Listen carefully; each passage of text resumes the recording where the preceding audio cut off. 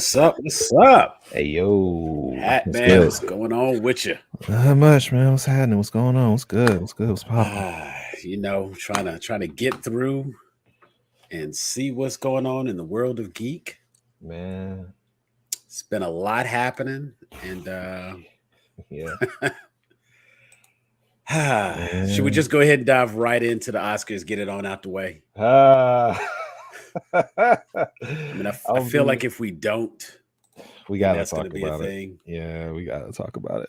And to be completely honest, I didn't even watch the damn Oscars. I really didn't. I didn't have to.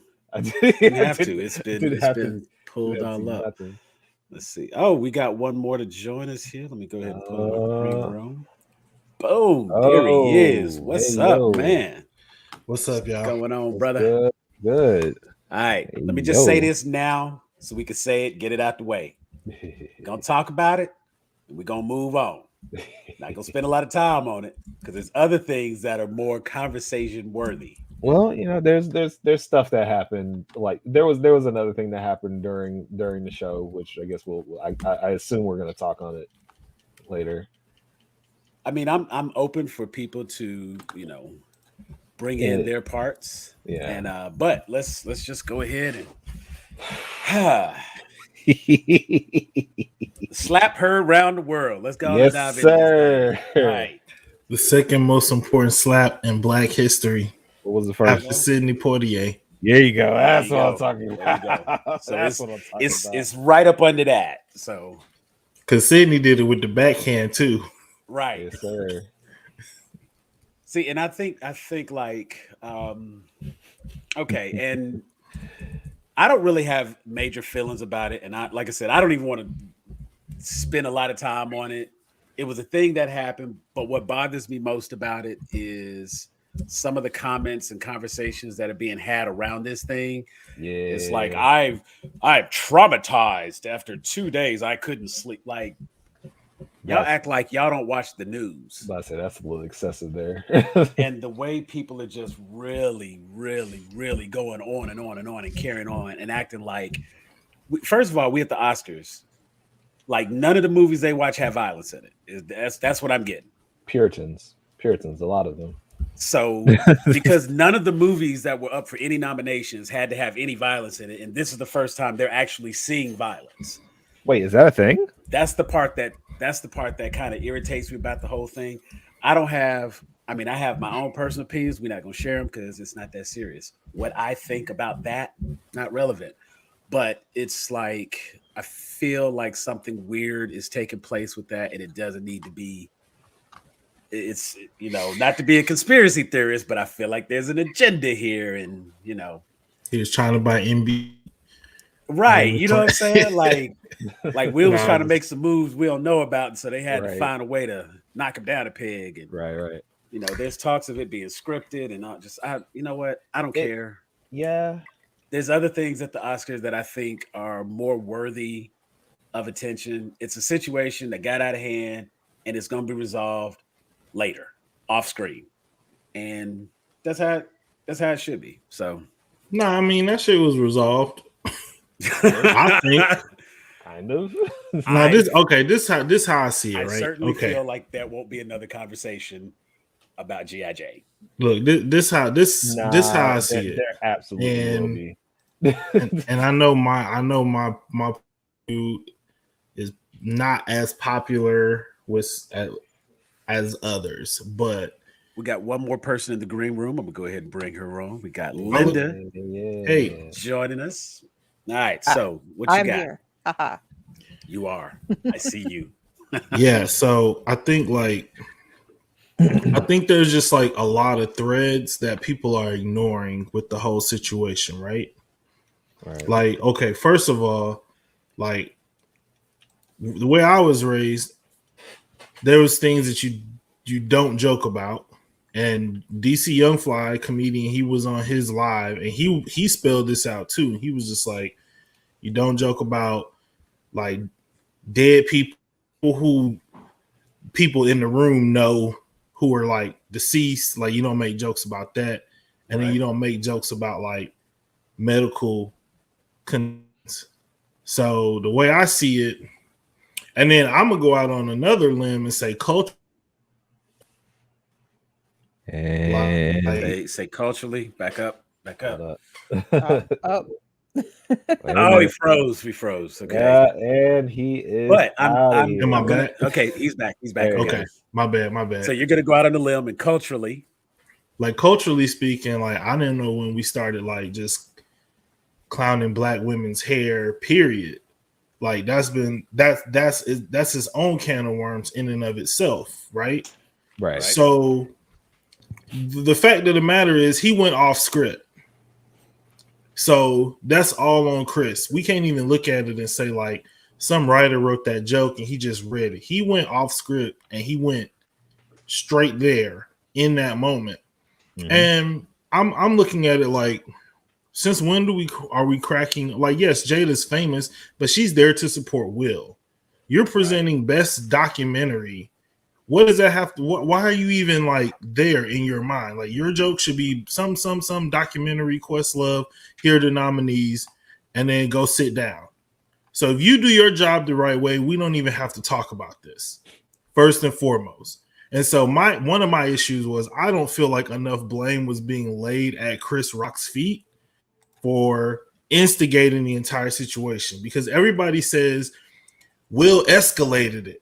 It's like, well, if I'm sitting and minding my business and then someone makes a joke about my wife's medical condition, like in my face, who escalated it?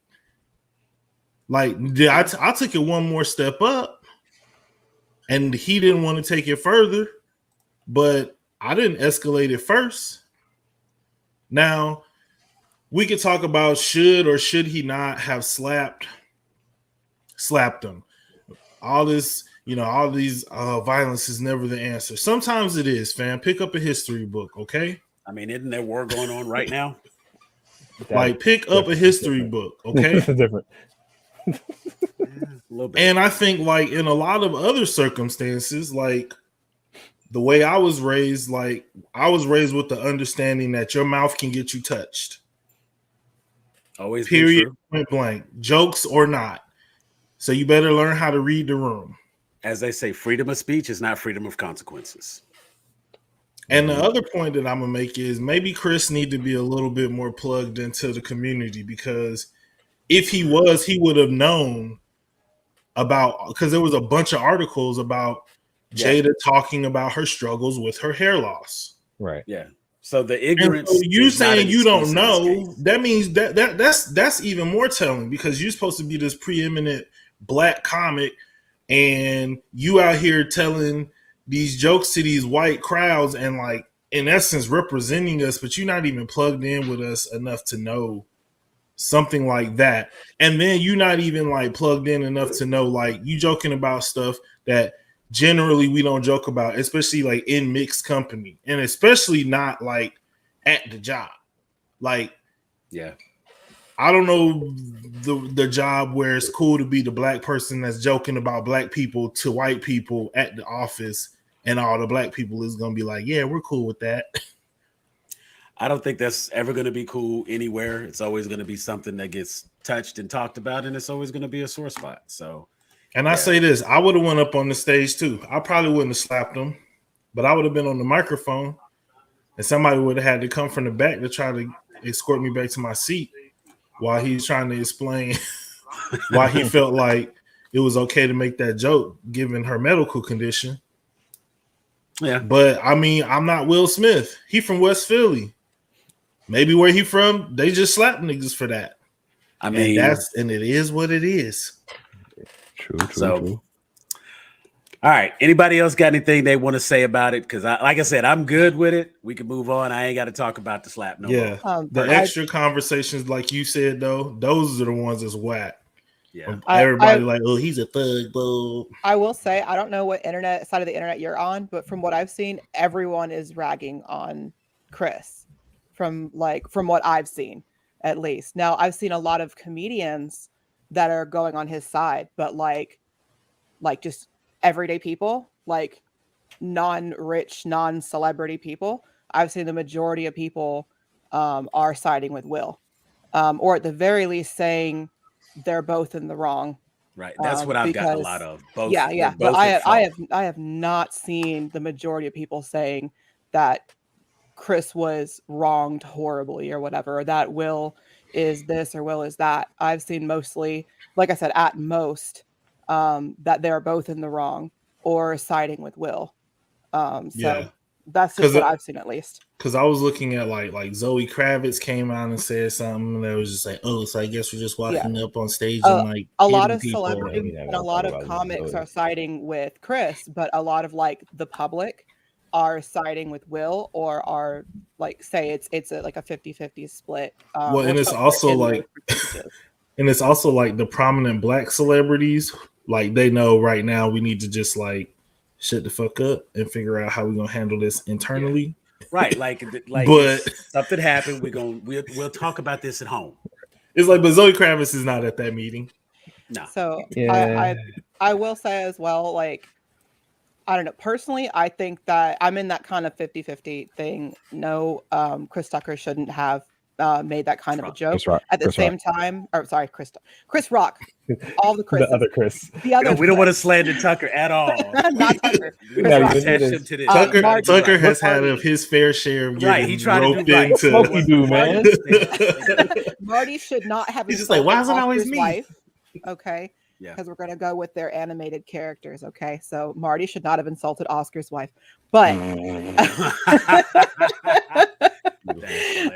at the same time, like, and I was watching Philip DeFranco with David on Monday, and he showed a clip from David, was it Joe Rogan, which we abhor, right? God, disgusting, right? But, and this hurt us so bad to be like, he has a little bit of a point. They were talking on there saying that this could potentially, depending on how the public takes it, it could potentially open up the possibility for people to feel like it's okay if you're at a comedy club for you to go up and assault the person who might make a joke about you or rag on you, because that happens in comedy clubs all the time. You know, they especially, you know, if they're going up against hecklers. Not that I'm saying Jada did anything to, you know, get that, but let's say you have someone who is condone the violence against any comedians. No, that's for them. That was the only thing. That was the only thing. Like, it potentially sets a dangerous precedent that the wrong people can take too far. That could potentially endanger comics and potentially have a large scale effect on how comics, you know, can perform.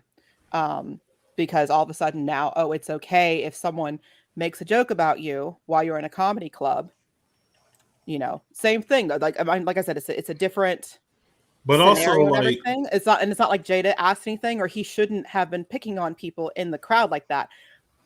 But I mean, like I said, the wrong people could use it the wrong way. See, now on the one hand, it's not uncommon for the host to make a few jokes, work the room a little bit, and that kind of thing. And there is definitely, you know, it's no different than Ricky Gervais a couple of years ago, and he kind of went in on some people, and he was a little brutal. Was Chris right to tell that joke? Obviously, not brought him back. I want to thank Jeffrey for that comment came from Mischief. Jeff Barker. Just coming from like a woman's perspective as well. Right. If I was in a similar situation and someone joked about something with me, like with my weight, which I do have medical conditions which make it very difficult for me to lose weight, which we're currently trying to figure out now. But if I was somewhere and it was completely uncalled for, it was an environment where it's, it's not like I went somewhere and asked for it. So and then David went up and tried to like smack the person or punched him or whatever, I would be livid. I'd be completely livid. I'd be like, David, it was bad, but like now you've escalated something bad. Now and you've made it worse. I don't want to go and have to. But I also know David, and I know his feelings, and we already know that David's hands are rated E for everyone. We have said this many times. We like so. I think it's one of those. Though, David's kind of all bark and no bite. That's very nice. David. Unless I've it's had really to bad. restrain Unless David it's really before. bad. Look, That- I've had to But restrain I David. know how to pick my fights. That's the difference. You know what? It's funny you say that. You know what? We're not gonna do that because moving on. What were some other moments in the Oscars? Because we could literally do a whole show just on this. Yeah. But I know that Linda, you had brought up a point regarding. Wait, let's see. Anthony Haley says, "I understand 100% where Will was coming from. Probably shouldn't have hit him though. Although I probably would have." And that's one more thing for that, and we can move on from that, right? Okay, so all right. There are people that have brought up that, and I don't know exactly how true it is. All I know is they have funded a school that uses Scientology literature for what they teach in their curriculum. But theoretically, the Smiths are Scientologists, and that is something that is highly pushed in Scientology agenda and how they handle things is physical humiliation in a large group setting or a large crowd. So yeah, that's just another thing. I don't know exactly how true it is. I thought it was interesting. So might be worth some offline research. I feel like once people get a lot of money, they tend to go a little crazy. That's the only reason why we have celebrities funding Scientology, in my opinion. But you know. Okay. All right, Jeff, you got one more point. I'm gonna let you get that last point out. No, I think the interesting thing is like there's a lot of people. I think the line that people are getting hung up on is just like the should he or should he not have hit him, right? Like I feel like most sane people are like, yeah, it's cool if you like yell at him, go up on stage, whatever. The slap is where everybody's getting divided. And I think my biggest point is just like everybody gets to set their own threshold to a degree, right? And I think we can look at someone else and look at the reasons why. You know, I just watched the Star Trek finale, and you know, somebody was doing some stuff and they were lenient on the sentence because they understood why. The president said, you know, reasons matter, because if you don't look at the reasons, justice can never be just. So I had an issue with people making blanket statements like violence is never the answer, blah, blah, blah, whoop-de-whoop, and then just like completely flipping and trying to besmirch his character because his threshold is not your threshold. And I don't really think that that's fair.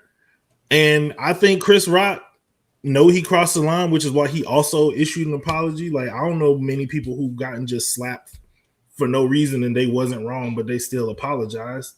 Yeah, so I mean, the act of an apology, there's levels to sincerity, obviously, but even to publicly make any form of an apology is an acknowledgement of wrongdoing. Right. So I think that's the thing other people aren't really looking at too. They don't want to see that. And so it's like if we're not going to have a balanced conversation, then like let's just keep it moving.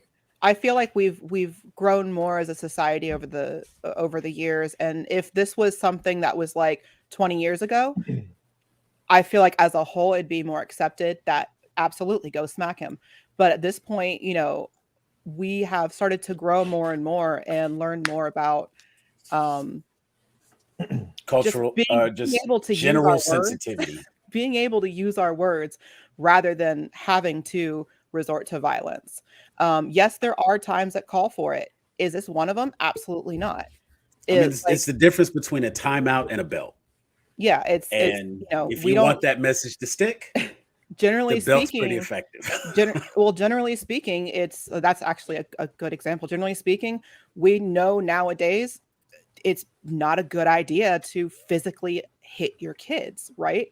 And a lot of us were raised being beat with a belt, a switch. My family, it was a cricket bat, but an open hand. So now the thing with my family, my mom, it was more, as she always put it, it was never an intent to hurt. It was an intent to scare. But yeah, so it never actually hurt. It was just scared. And by the time we got old enough to where it wasn't scary anymore, she moved on to other forms of discipline. But we've generally learned as a society to move on from that. And it's better rather than to immediately go up and have a knee-jerk reaction, stop and express your feelings. And that is something he absolutely could have just stuck with yelling at him. That would have been fine. And then following it up later with a conversation like, hey, that was really not cool. I'd really like a public apology, something along those lines. Even and there's ways he can even word it to put forth the message as well, the same strength with words rather than having to go up and slap him. Right. I mean, I think it's safe to say that, and Jeff makes a good point when he talks about the conversation for most people is everybody's looking at it from a perspective of should. And the word should indicates intent. And it's very, very easy to say what someone should have done. We've all had situations, they say hindsight's 20/20. And it's very easy to look back on a situation and say, this is what I should have done. This is how this should have done. Even Will, in his acceptance speech, acknowledges that was not what he should have done. Fact of the matter is, that's what was done. And now, as we move forward, we'll have to see. It's learning from it and moving on from there. How it is. But like he said, he's a work in progress. So we'll see what happens. And I wish both parties the best and hope it all goes away because I'm tired of hearing about it. So that was me getting it out, getting it off my chest. And now we can move on to the rest of Weigh In Wednesday. Welcome, folks. We are Grown Geeks. I also want to point out the fact that this I promise this is going somewhere. This is going somewhere. No, so I want to point out that all this shit happened and it distracted from the fact that my boy Samuel Jackson got his first goddamn Oscar. Yes. All right. Which is probably another reason why he shouldn't have slapped him. It detracted from a lot of it, which Will's already acknowledged. And all of that, which I do appreciate, showed a lot of maturity out of him. But yeah. Anyway, that's a David. That is a great point. That's a big moment. Sam Jackson got his Oscar. So happy. Finally got an Oscar. And what? Sam ain't seem too mad about the slap. You see how he Will up there. He got what he wanted. You saw how crooked his hand was. When a black man hand get crooked like that. What you got to do, Jeff? I have something just for you. For me? Yes, for you. So, fans got a chance to make some stuff happen at the Oscars this year. There were 2. And I'm going to agree with you before I say neither one of these were correct or worthy. Because I know this, I am telling you, neither one of them was correct or worthy. But because the fans had an opportunity to step in and be a part, Zack Snyder got the Oscars cheer moment and the Oscars fan favorite. Thoughts? People who love Zack Snyder control the internet. So of course he's gonna win some dumb shit like that.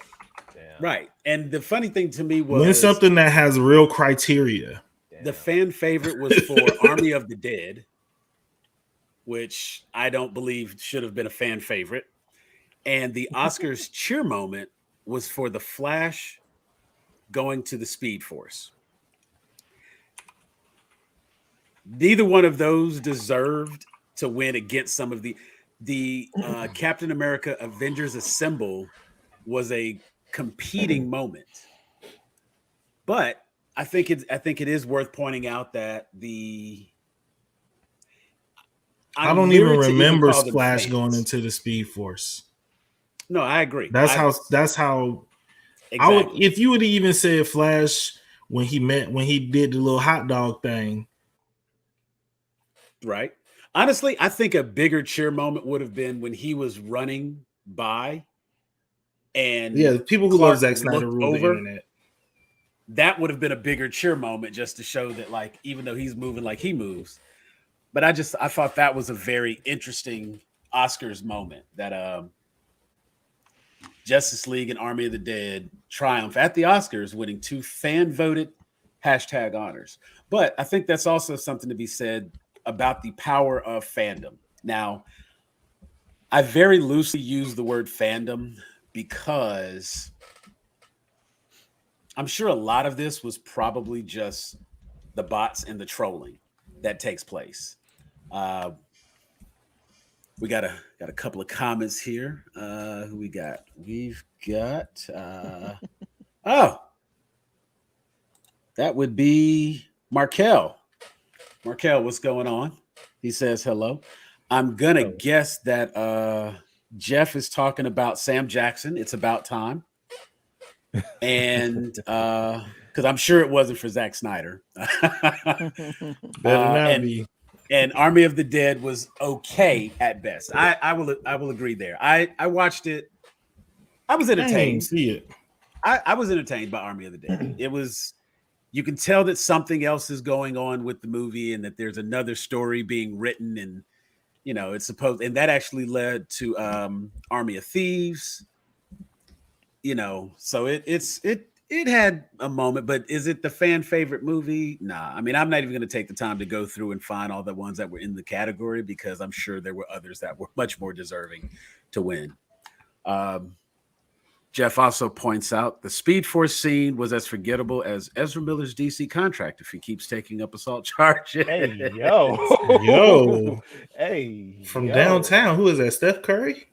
But you know what? He brings up a good point, because he got into some trouble in Hawaii. Ezra Miller is like really feeling himself right now. And I'm like, boy, your movie ain't even out yet. You got to, you can act reckless once your movie is released. They got a whole new Batman, dog. Like, you should be like worried. This is like when like the layoffs start in the office. Like, because even though your name already on the list, just like be at your desk working hard. I mean, look at the success of Batman. Yeah, you might want to, because they could definitely go in a whole new direction now. And they've got that option. I just saw it this weekend.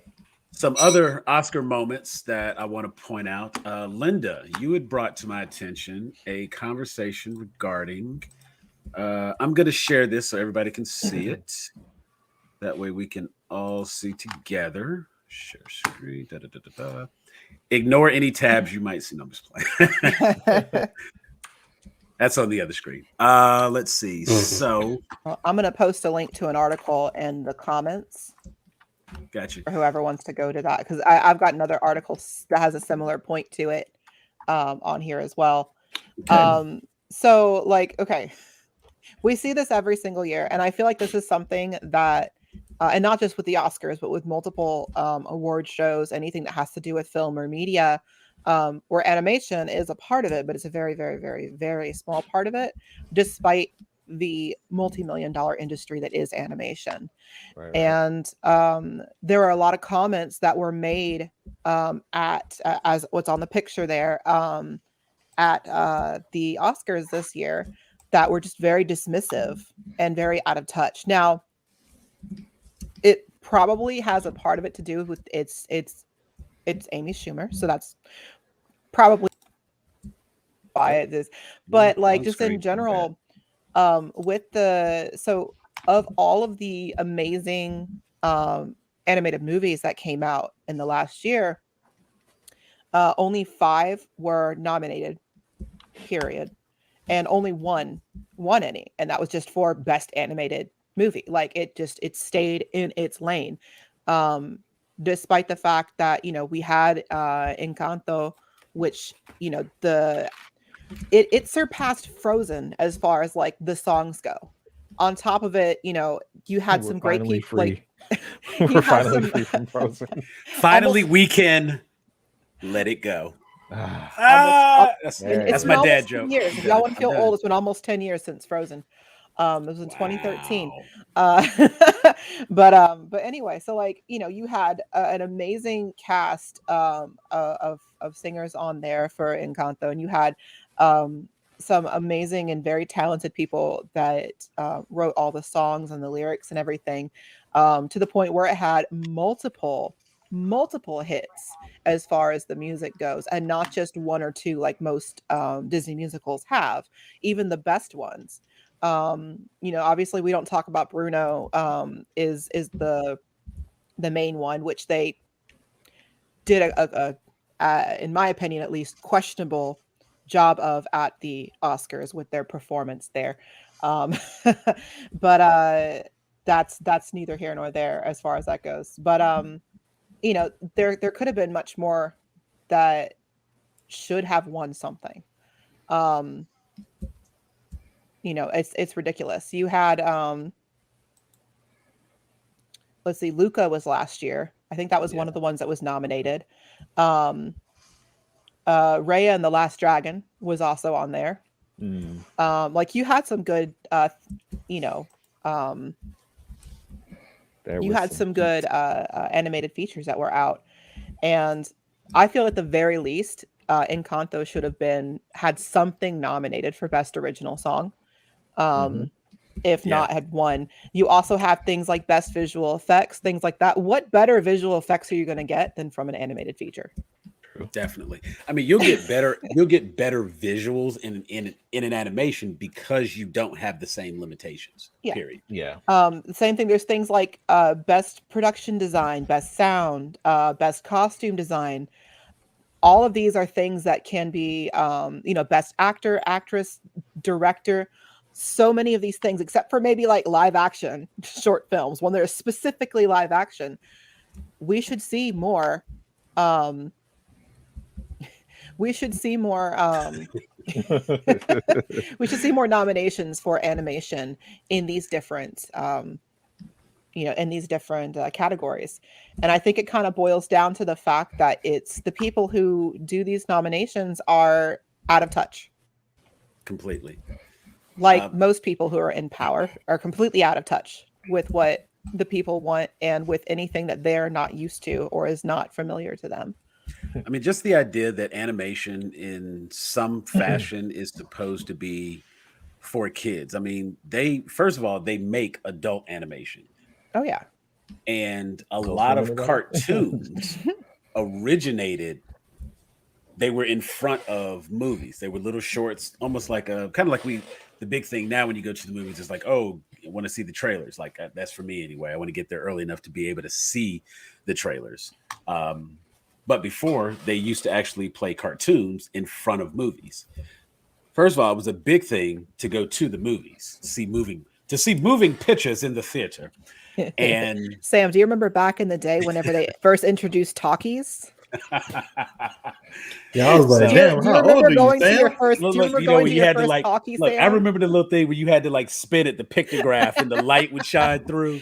No, actually, that's like my dad would tell me stories about whenever he was a little boy in Mexico going to the movie theaters, and they'd give like his grandparents would give him like a nickel or whatever to go see a movie, or like a quarter, and that would also give him enough money to go get like a Coke and stuff too. And you know, oh yeah, I could go see the movie pictures for a nickel.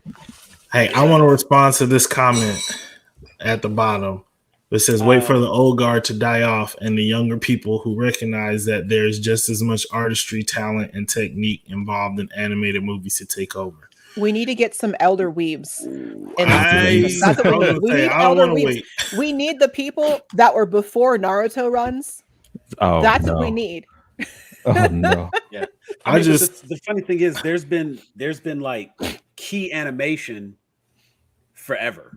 Like and I can go back as far, like, first of all, here's a nice little plug. If you go to the Grown A Geeks YouTube channel, shameless plug. You can actually see, we did a whole episode. We were talking about top fives, and one of our top fives was animation. And I know for a fact Ninja Scroll made the list. I know for a fact Akira made the list. Fist of the North Star made the list. And these are old animation. You could take Astro Boy. Now, to be, I see the point you're making with Robotech. To be completely fair, for the old people who are in charge, the things that have been around that are more adult-oriented animation for years are more Eastern. You don't have a lot of like adult Western animation is still fairly new as far as like widespread adult, like really popular widespread. Yeah, it's all comedy. But it was right. Got to show love to everybody. It was generally made for kids. Adults could like it too, but it was, you know, in the West, animation was very majorly marketed towards younger crowds, towards kids. That's why I had Saturday morning cartoons. That's why they eventually created Cartoon Network, things like that. And then eventually, slowly, we started getting more things from the East that started becoming more and more popular, especially with anime. And then you started having more adults oriented or more for the whole family or for an older family audience animation get more and more popular in the 2000s with the popularity of obviously Family Guy and Simpsons being a little bit raunchy, maybe not for the youngest. You had things like Futurama really starting to take off. You had more and more adult-oriented anime coming over and becoming more popularized, and even stuff that's more for even just teenager and up. But you have the boomers, for lack of a better term, kind of stuck in their ways back in my day, and that's all it is that they're used to animation equal kids. Yeah. And nothing ever evolves. So apparently a loaf of bread still costs a nickel, but that's not how it is. With inflation now, a loaf of bread has changed in cost. Same as how animation has changed in audience. And I think another thing that's very important to notice with that, and even if we're just using the loaf of bread as the analogy, once upon a time, there was a single loaf of bread you could buy. You go to the store now, there's so much bread on that aisle, all different types of bread that you can buy. And I think that's the part that gets lost on these people who are in charge, like you're talking about, because to them, it's just bread. It's just bread. Just bread. And they won't take time to recognize the difference in the breads, the flavor that's there, the texture of the bread, and things like that. And they're still thinking everything's Wonder Bread. Right. Everything's not Wonder Bread. You have other kinds of bread now. Wonder Bread, yes, is for marketed towards mostly kids. We all wanted the sugar bread growing up. I'm going to give a shout out real quick. This particular user, he's the one who made the comment about the old guard also. This is Jim Nolan. Jim, what's going on, man? It's good to see you. He's another one of those elder geeks. So I just appreciate my elder geeks checking in. What I was going to say too, though, is like it's a lot of young people who don't watch cartoons at all too. And a lot of them live in Hollywood and LA and are going to grow up and be like the money people who end up on these boards making some of these decisions too.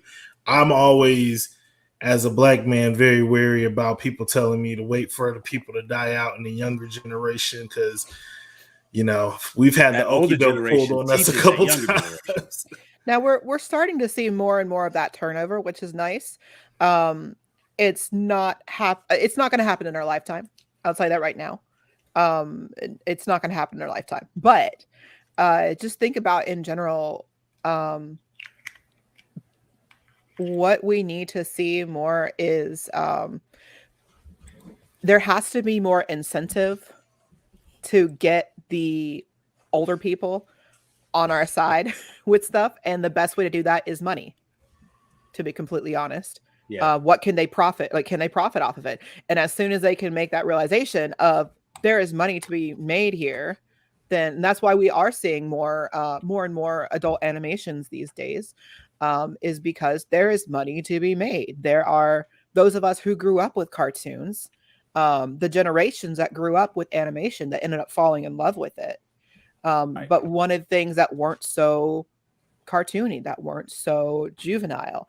I actually kind of remember whenever I made that crossover myself, and it was probably in the early mid-ish 2000s when I stopped watching like what you would consider traditional kids cartoons. Now, obviously there's the old stuff like Looney Tunes or whatever I still love. But whenever there was a new like cartoon show that came out on Cartoon Network, I wasn't like running to go watch it. I found like, I'm okay with that because I was watching adult animations instead. I had moved on to stuff that had, it was still comedy. There was some that was serious, but it had more adult themes. It had more mature looking animation to it as well.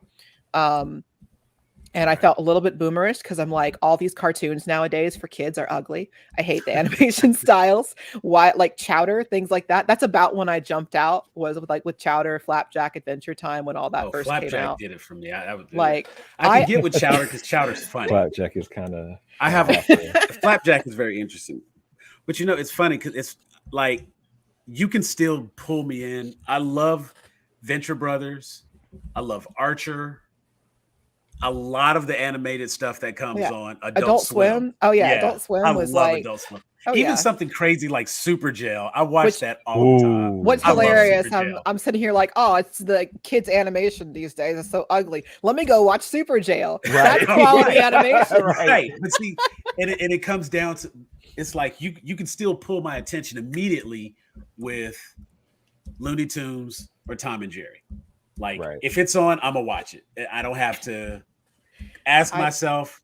I get my brother. I get my oldest brother. Be like, hey, Nathan, 5 ounce mouse is on. Let's go. And oh my god. Oh, you want to talk about a memory? No, like, but I've always loved like different kinds of animation with and like stuff that was just kind of like, David the bird is watching me. Sorry, my cockatiel's like right across from here, and he's turning his head at me and going like this. And he's down with the animation. I left his cage open, so I'm wondering if he's gonna fly out of his cage and like attack me, but we'll see. Anyway, we are live. So like whenever Adult Swim started coming out with more of their own kind of things, I found it fascinating with all the different kinds of like types of animation they came out with, including as much as I know David hates it. I loved things like Tom Goes to the Mayor. Because it was so interesting. It's like, what is this? My eyes have never seen this before. I like Tim and Eric are I like Tim and Eric, people. but like I was right at that kind of immature like kind of stage when that kind of stuff came out, and it was one of the things that I really connect with my oldest brother. We loved watching all the really stupid things that would come on Adult Swim. So the only thing I never really took to was Venture Brothers. That was it. I know. But that's the thing. I hated Johnny Quest. So it was boring to me. I'm like, and it's funny because I feel like if you hate Johnny Quest, you would actually like Venture Brothers. I never got to Venture Brothers. There was a couple that I couldn't stand. There was that. I hated Assy McGee. Like there was a few. That's fair. That's fair. It's like I'm good. I'm good on that. There were a few segments in Tim and Eric's awesome show. I was about to fight you on the but I'm like, that one's in the quiet. Tim and Eric is like a lot of the stuff that came out of William Street. You know what I miss? I miss C-Lab. C-Lab was, but C-Lab and Aqua Teen Hunger Force. Like some of these, these are just like trippy kind of who came up with this, and because they're so off kilter, that's why they work. You have Lucy, Daughter of the Devil. What was the one with the people that were like deformed from like radioactivity? He has the legs. Oblongs. The oblongs. Oblongs, like that shit was hilarious. I loved it. I love and everything. It was such interesting. Like it was a visual feast, and it was something we didn't get otherwise, and I absolutely loved it. Oh man. So, and this is like I was very I've always been very art oriented. So anything that was different or new, like I just consumed and just like adored so much, because otherwise it's we've been fed the same thing over and over again, up until that point. Animation followed a very in America followed a very safe path up until Cartoon Network, essentially. So which is I still remember when Cartoon Network first came around, and I remember whenever they did Super Chunk. And whenever they started doing like all the little segments for stuff and all of that with the, I remember when they did Adult Swim, staying up till midnight just to watch the Gundam Wing people say "damn," and I'm like, oh my god, this is so edgy. And with what was the other one, the Toonami and all of that back when that first came around. Oh yeah, we got a lot more stuff. I feel slightly spoiled from my childhood, but that's probably just me reminiscing. And it sucks that like animation is like so dominated by like toy sales and shit like that, because there's been so many like even I'm thinking about stuff when I was a kid, like It's like stuff from when I was a kid that was like good, and it wasn't a comedy. It was like kind of like kid serious. I mean, obviously like X-Men, any of that Marvel stuff like that. But then like, did y'all ever watch Mighty Max? Yes. Yeah. I Was love that Mighty Max. the truck? That was one of my favorite shows growing up, actually. That was when I was really young and I grew out of that. But yeah, like. And it didn't really last long because it was like Polly Pockets for boys. But it was like boys don't want a Polly Pocket. Like that's not like the kind of toy you like playing with. So the toys didn't sell. Well, so I mean, the show they continue. Yes and no, because they did Ninja Turtle toys that were similar as well. And I think the thing with Mighty Max is it came in too late in the trend because even Polly Pockets were dying out at that point. Plus, there are more and more toy regulations coming through where the whole small parts choking hazards thing, they'd rather not risk it. So Mighty Max was only on for I think 2 seasons, something like that. I think it was 1. I thought it was more than that. But I don't know. Same thing. Yeah. I was really young whenever even when they would do like there was like the Godzilla cartoon. Yeah, it was 2 seasons. Okay, yeah, 2 seasons. It deserved more though. It did. I remember it being really good.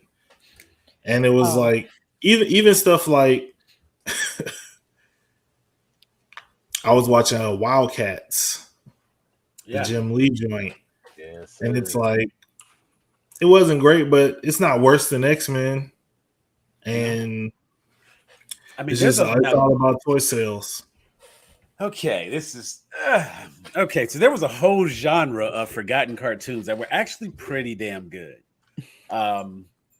And I'm trying to think when I was talking about this last, but there were Mask was very popular for a while because it had a bunch of toys that they could sell from it.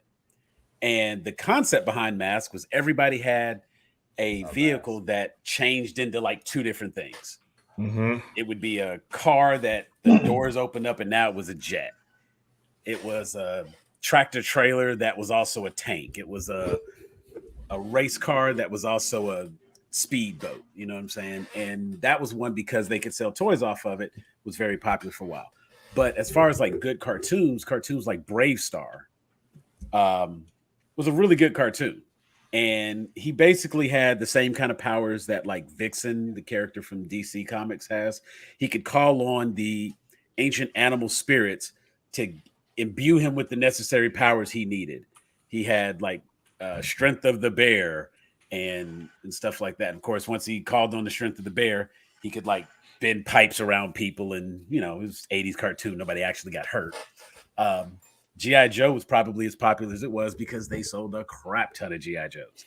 I know that I had both the Cobra command base. I had the G.I. Joe headquarters. I had the jets, the tanks, all of that shit. And that was all like in the 80s. So that was a big deal. Transformers, all of that stuff. And we ended up getting G.I. Joe movie, Transformers movies, because those were the ones that stuck around long enough to do a bit push for a movie. Brave Star, maybe 1 season. Right. There was a cartoon Cops, and this was like Central Organized Patrol Service, Police Service, or something like that. And each one of the cops were basically like some cool ass cyborgs that, you know, you had one guy, he was BP Vest. Like, bruh had a whole metal chest plate built into him, and that was his thing. He was. Then they did the RoboCop one after that. You know? And so it's like, I get what you're saying as far as like, if you couldn't sell those toys, Long Arm was the coolest character because he had like a little grappling hook thing. And that was the character that everybody bought. He wasn't even the coolest character on the show, but he was the coolest toy. Ergo, there you have it. And it's like, did the SWAT Cats ever have? Did SWAT Cats have any toys? Exo Squad, that was my joint. Exo Squad, I remember them. But Wildcats would have been like really dope because some of the characters that came out of that, and even that comic series that's from, I mean, that's a whole genre of comics that kind of got overlooked because that's where we got Vin Diesel did a movie, Bloodsport. It's that same comic line that put out Wildcats and they put out Bloodshot, and we had Pitt, we had the Max. I mean, there was a ton of comics. And if any of that stuff had actually gotten animated, the way we got our X-Men animation, who knows what would have happened with that? So I mean, the fact that animation doesn't get the level of respect that it should to be recognized for the talent. Now, when you look at animated movies versus like what we're talking about here with the cartoons, you know, they have a separate category for the like television shows. There's a whole separate award show. What's that? The Emmys? Mm-hmm. I believe so, yeah. And so, you know, there are things that got I feel like Family Guy has won an Emmy or something. Family Guy has, yes. Yeah. You know, so I mean, there are opportunities for at the same time, though, like it's a little. I guess Family it's a little Guy bit is harder for movies. Family Guy is popular, but let's be completely honest that did any episode actually like deserve an Emmy? Did any season actually deserve an Emmy? As a whole, like I think the Emmy they won was like for comedy. So I mean, it's guess the only one they're gonna win. Yeah, like I don't know. Now to go back to the SWAT Cats. So funny thing with SWAT Cats, they had 2 seasons, right?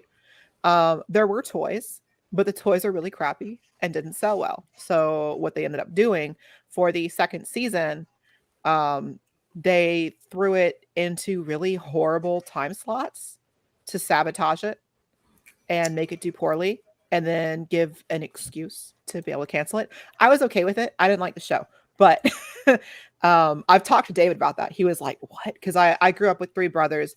Typically, if it was a boy thing, I was into it because I was the only girl. I was outnumbered. So what we watched on TV was what the majority wanted. It's how we ruled in the house.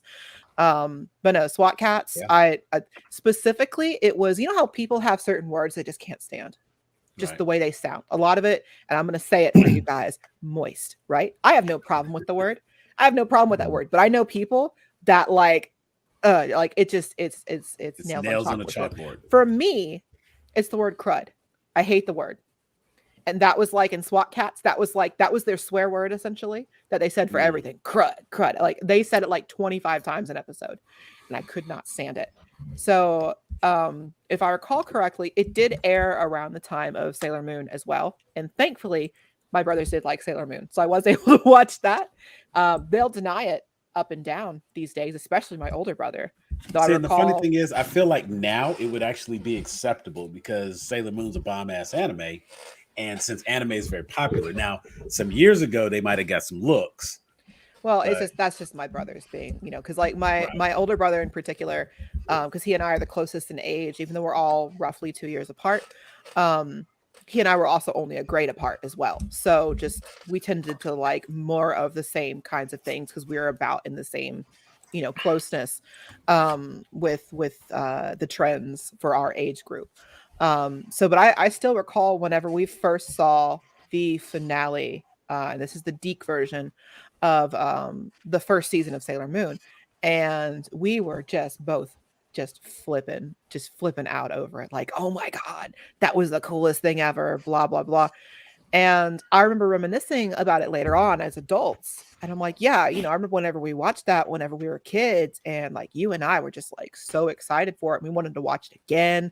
Like immediately we were so upset that it didn't come back, like, you know, didn't like loop or whatever. Cause you know, sometimes I do that with shows, especially for finales.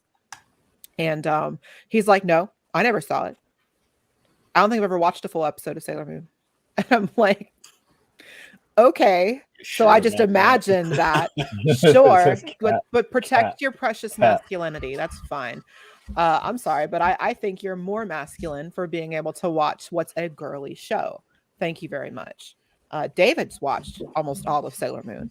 To be fair, Sailor Moon is like the most broken character. Some of David's favorite, like a lot of David's favorite animes are magical girls. Like I know you love Card Captor, Card Captors. Yeah. You know, nothing wrong with like there's also a lot of characters in those shows. I'm just gonna say that and kind of leave it there. But while we're talking about David and anime, David, you and Linda recently got a chance to go see a movie.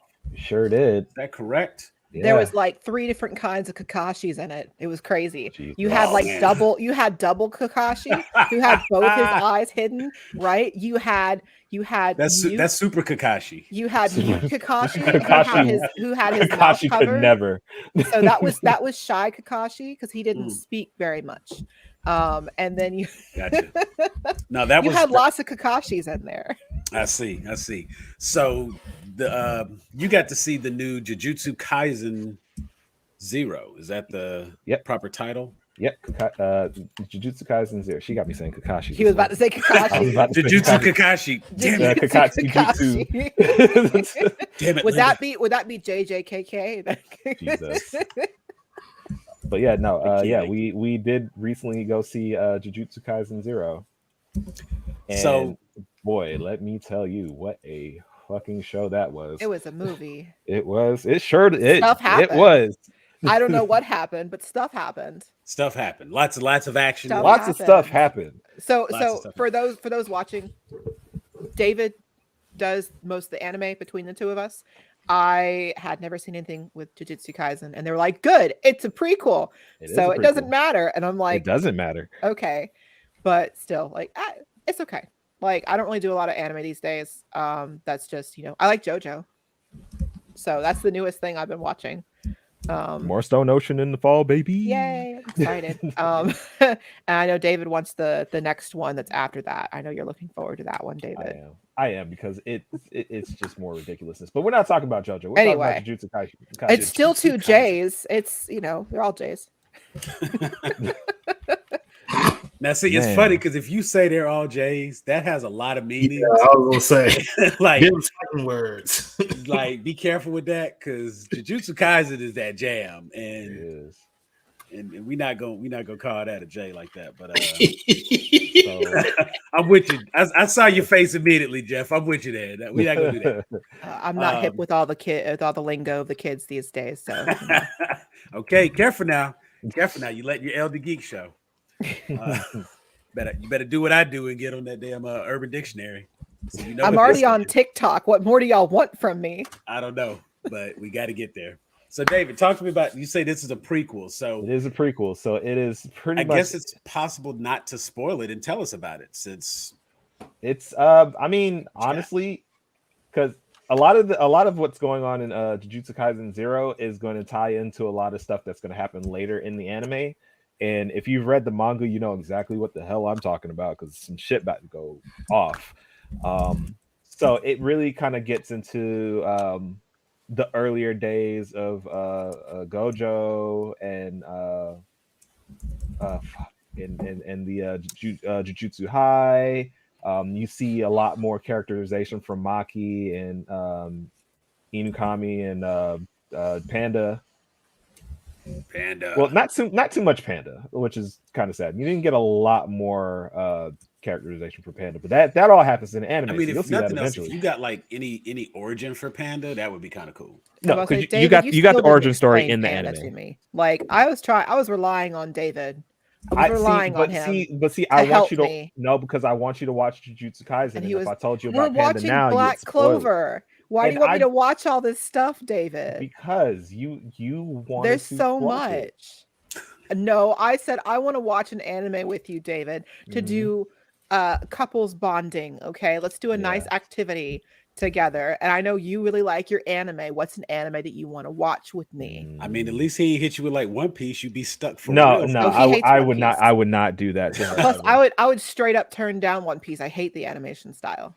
Gotcha. I cannot get over it. And in Same all as how I don't like animation style of like Avatar and Teen Titans. I just apparently One Piece's animation quality got better. I love that trigger. Apparently, I saw it on Just Avatar. I know. Were you here for the last live where we talked about Avatar? We had the conversation. Jeff, don't just save yourself the headache, bro. I wouldn't. I mean, style. It's about preference. You know what I mean? Yeah, everybody has different preferences. It's stuff I don't like. Like people trying to get me to watch Rebels. I'm not. They look like Play-Doh. I don't like it. It looks like they tried to do what Pixar does and didn't quite get there. Like. If they made Avatar into like a book, I'd probably read it and like the story. But like for how the animation is and the tone in it, it just gives me way too much whiplash.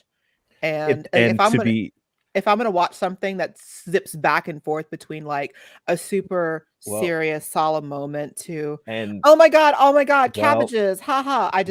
I can't do it. I will fight you on that one because there's not a lot of comedy in there compared to all the seriousness and the action and stuff. I feel like that's more Korra. No, Korra is just straight up like if Korra I could probably actually watch and be like, okay. Well, see, here's the thing: Korra has more goofy shit than Avatar does. The original Avatar does.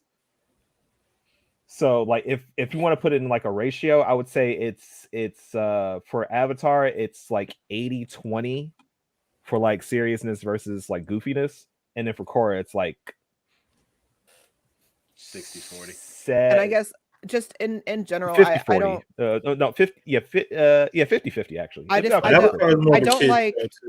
don't like the kind of like the Western knockoff of Japanese animation style. I don't like it. It simplifies it too much. It reminds me too much of oh god, like whenever you have an episode of like a 90s anime and it's like the B team that was animating it that day because it's a filler episode. And I'm just like, okay, yeah, but it's the whole anime, it's our whole cartoon show that's like that. But yeah, I don't like that Western style that tries to like rip off they have their own kind of version. It's a great value anime, and I'm good. I will hard disagree with you, but that is value anime. Yeah, I'm gonna hard disagree with you, but that is your opinion. It's not Kraft macaroni and cheese, okay? It's like Kroger brand. It's box. It's Kroger brand pasta noodles, spiral tunnels with powdered cheese mix. With cheese. No, they call it powdered cheese mix on the box. That's how you know. Flavored powdered cheese mix. So so that's your hot take on anime. David, getting back, you got with Jujutsu Kaisen 0, it really, like, if you're expecting to see Yuji, stop. Because you're not going to see him. He does not show up ever. Wait, if you want to see more Gojo, then this is your movie. This is your media. Okay, so I will be checking it out. Yes, because you want to see Gojo beat the piss out of somebody for a minute straight. Yeah, there you go. Yeah. Not even using his curse techniques, like just hands. Just hands. David, why is why does he have mouths? Gojo is tired of the shit, and he went just. What the guy with the paddle and the watch, the time stop guy. Good save. The paddle and the watch. Oh yeah, that guy. Homeboy who was in the sewers fighting, and he like. Oh no, you talk about Monami. Yeah, is he in this? Yes, but very little. Very little. Because if I can have him and Gojo, it's not a Monami story. If I can have him and Gojo just have a spinoff, just the two of them, I would watch the hell out of that. Like honestly, right? Like, and to be completely fair, like Monami has a lot of shine in the anime itself, so you don't need him to be in the movie. Okay. You don't need him to be in the movie. Okay. You do get a glimpse of more of the faculty of Jujutsu High, but again, it's very like David, they're there. What's the name? Because Gojo's here. David, what's the name of Dude Face? F-Boy Naraku? Boy, the one who's trying to get all the chicks, all the bitches, who's all like, "Yo, look how sexy I am." Yeah, I keep forgetting his name. The name always escapes me. He's F-Boy Naraku. No. Because you never, David. If you make up your own nicknames, Suguru Ghetto. If you make up your own names, you never have to remember anyone's names because you make up your own names. That's why you have Double Kakashi. That's why you have Shy Kakashi. No. But yeah, no. She's talking about Suguru. Yeah, there's a lot. You actually, it's more of a Gojo. That's why you have Panda Express. Like, it's a Gojo Ghetto story. because you get more information of the relationship between Satoru Gojo and Suguru Geto. So does the main character dude in the anime now? Because like does he still have the little demon person? He does. Does he use that later on? Because I thought he does. that with stuff going on, I don't know how much I can spoiler, but with stuff that goes on, you would think that he wouldn't have that anymore. It's been resolved. No, it has not been resolved. No. Okay. I thought that was like the whole thing. No, because they're like, we're gonna kill him if he doesn't. No, the character that you saw in the movie is a different main character. So I wasted my time. What's going on? No, you didn't, because it's a prequel. Before the prequel of like the main character from the show. Like, I'm not gonna go watch Sailor Moon to go watch like Sailor V's backstory. All right, so Linda, I will make it a point. We will sit down, we'll get together, we'll do some screen time, and we will watch the show together. And you can break down for me what you got from the movie. Y'all can argue about that part later. And as far as the anime, to Linda's I guess to Linda's point, the main character of Jujutsu Kaisen 0 will be making a return in the anime at some point. I don't know. I read the manga, so I don't know where the anime is right now. But he will show back up. Yuta is going to be back, and I can tell you that at the end, pink-haired man. At the end of the anime, he's got pink hair. Without too much spoiler, David, because I know you're good and you'll be able to catch on this. They separated, and so our three. You have the 2 first years and the 1 2 year. The first 2 years. The 2 first years, and which the girl with the hammer. Nobara, yeah, Nobara, and then Yuji, yeah. And then so they separate, and they go and they attack back guy. Don't look at my back. Yes, ththey're fighting him, and I'm going to stop you right there because that. Wait, no, because this is the anime, right? This is the anime. Okay, never mind. No, you were just saying you didn't know where they were in the anime. Okay. So they're that battle takes place. They separate, and then things happen, and then the 3 of them get back together, and they're getting ready to head to Japan, I think, with Gojo, or Tokyo. Okay. I think is like the big thing. Oh my God, we're going to Tokyo. So yes. Oh, okay, yeah. So shit's about to go down. Okay, got it. Cool. So that's where we're at. Yeah, no, like I said, yeah, you're not gonna see a lot. You're not gonna see any Yuji. You're not gonna see any of the main 3 in 0 because they haven't made it to the school yet. So gotcha. Yuji's not there, Megumi's not there, Nobara's not there. You see, what kind of time frame is this prequel in relation to? Let's say the start of Yuji coming to the school. So several years. I would say honestly, probably about a year or 2. Okay. Let me see. Let me just make sure my timeline is correct. Make sure that's good math. Yeah, good math. I need good math. Well. See, now I don't even want to watch it. It's one of those things where it's so new. There's only 1 season. No, I'm good. That's gonna give. No, I'm good. No, see, you can knock because it's only 1 season. You can knock it out in like a weekend. That's the thing, though, because I don't want to, because it's going to end up ending off at a thing where, oh my God, I need to see the next season, and I hate that kind of. It's a year. It's set a year before give me a thing that I can binge multiple seasons in one go. Okay, I do that with most TV shows. I will give you the same homework David gave me. I have a list, and you can go down that list. She's not going to go there. I'm going to stop you right there. She's not going to do it. There's plenty. If I give her something to talk about on each episode. Right now, I'm rewatching Bones. We can talk about Bones. Well, Mystery Science 3000, if you watch it with me. No, because I get really annoying. Like, really annoying. At least to the point that David says. I'm going to point to him over there. And I'm inviting you in for this. It's you and me. I'm saying we'll do this. We'll do God of High School. There's plenty of characters you can pick on that. You'll enjoy the hell out of that, just for the people you can pick on. And we'll do Jujutsu Kaisen. And apparently, Jeff says I have to watch Bridgerton. Oh God, no. I've heard a lot of talk about the new season. Yeah. I am very good on that. That is probably something I'm never gonna watch. There was apparently like Bridgerton. They just was it season 3? Or season 2? It's just season 2. Oh, yeah, season 2 premiered with like one of the highest record-breaking premieres. To be fair, every time Netflix has been releasing a new thing, it breaks new ground. So, but for Bridgerton to have done it, it was highly anticipated though. After this first season, a lot of people watched it. Homeboy, who was on the first season, got so booked he couldn't even be on this season.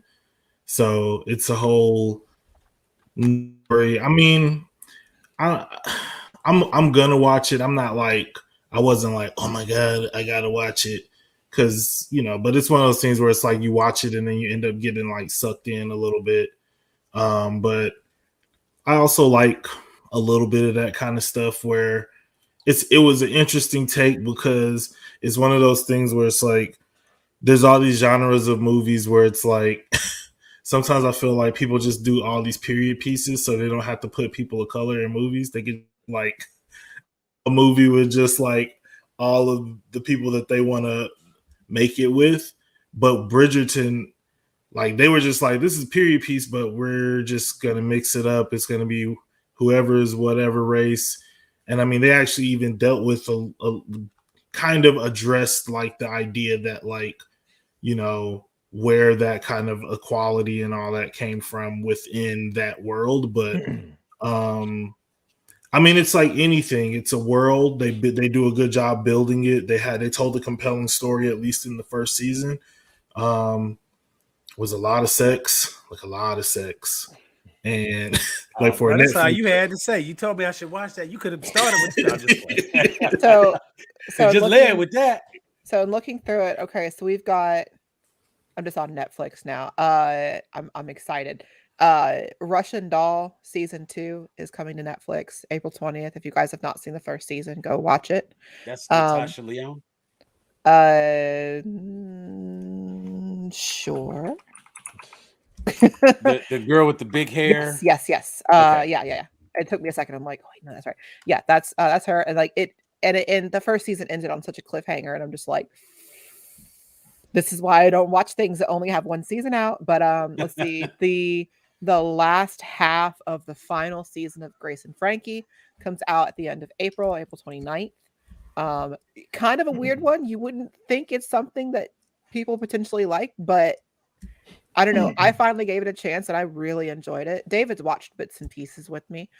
So he typically doesn't like sit down and really get into a lot of the live action series that I get into.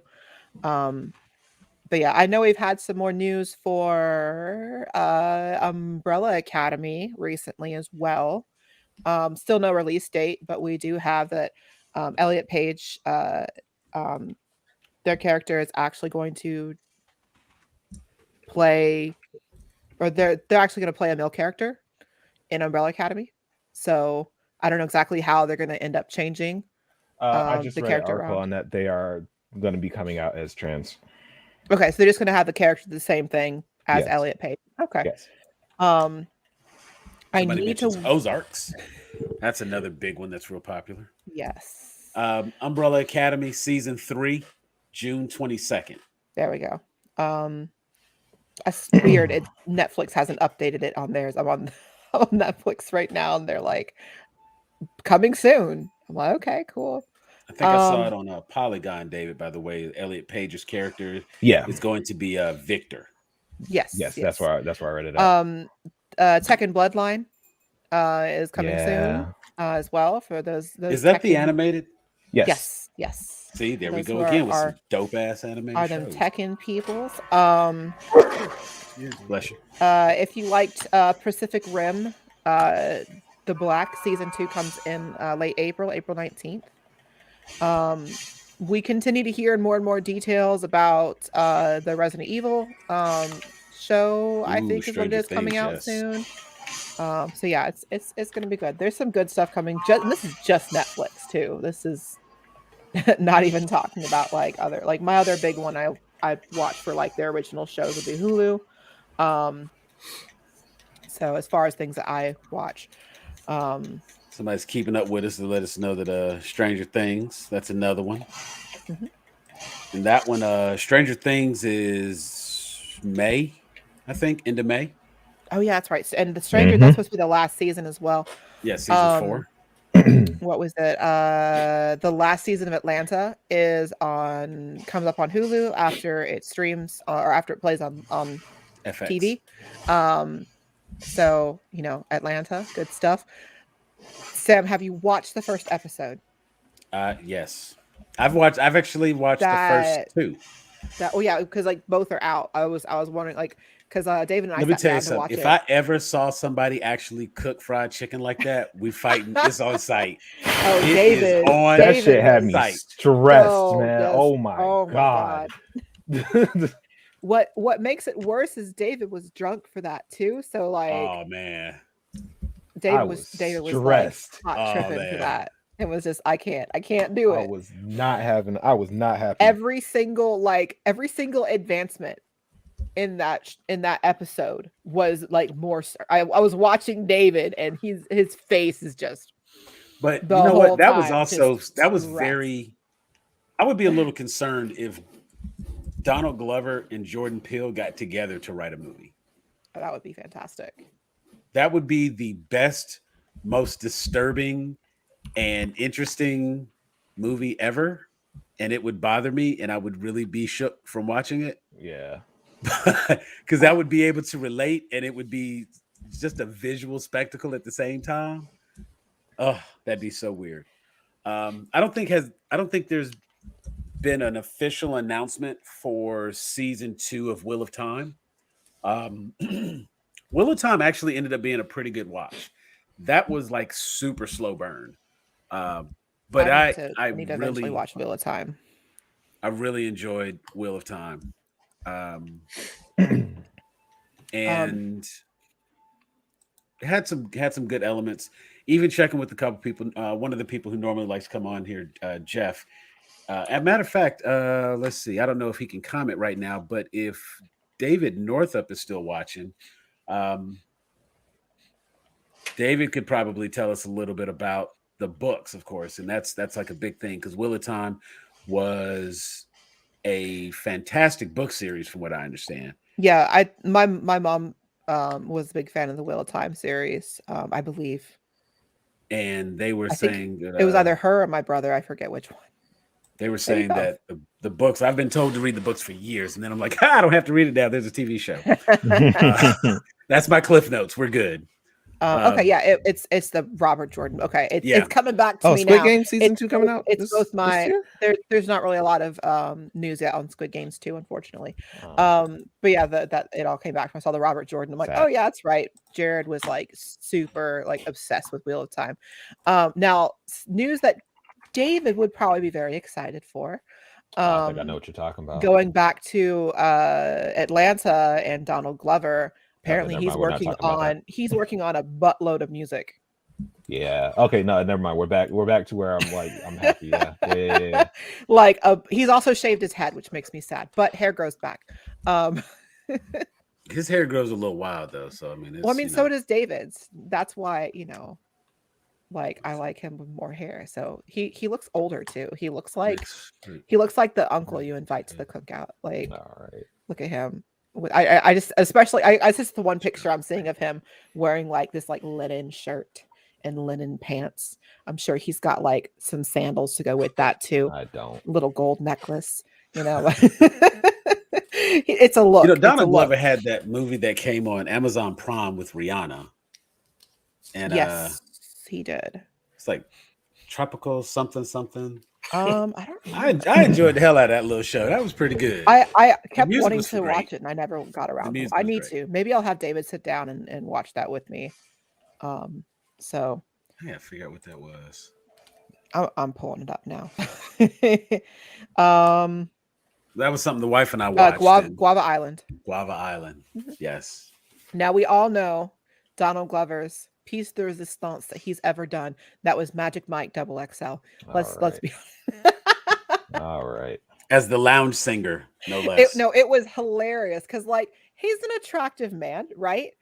He's not a big like super buff beefcake stud muffin looking man, and it's hilarious. They show him like he's at the top of these stairs and he's like descending and like singing and serenading these girls, but like, and he's got like some little abs going on, right? But you put him around all of these, like surrounded by all of the guys that are 3 times the size of him, and it's just like nope. One of these things is not like the other. One of these things does not belong. Can you tell which one it is before finish this song? It was just funny to me. But yeah, I thought that was funny. But anyway, there's a lot of great stuff. You know what? Another one that just premiered that I watched, Halo on Paramount Plus. I still need to watch that. I watched some of the first episode last night. It seemed pretty good. I'm gonna say like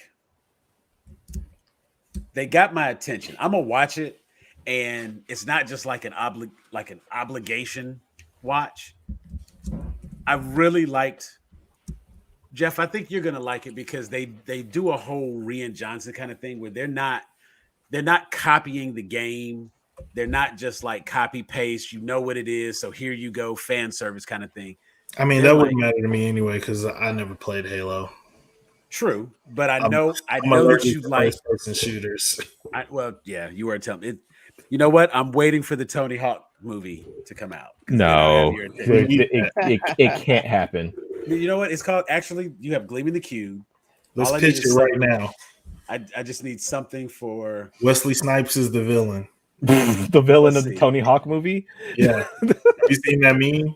Or have you seen that thing where it was like on Twitter one day they were like, it was like one of those random days where Black Twitter was doing its thing, and it was like it was basically like people were saying what they were going to do when the Civil War broke out. Yeah, and then there was a picture of Nino Brown with the gun with tears in his eyes. He was like me shooting Tony Hawk during the race war. He was like, "Hey man, I get it."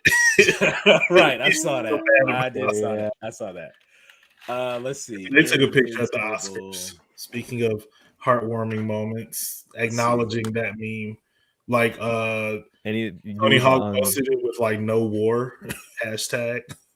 Let's see. So somebody check out Invincible season 2. See if we got any additional details. I think they actually resolved something. There was some litigation that was actually holding up Invincible. Robert Kirkman. More money. Well, I mean, he was definitely deserving of some more money. That's what I was like, because I wouldn't be mad at him. But no, I believe like genuinely there was something to do with like not the publisher, but like some of the artists who worked on the Invincible comic. Oh, right. There was some kind of holdup that was preventing him from having like the full rights to move on with it and do something with it. So I know there was a little bit of a hold on right there.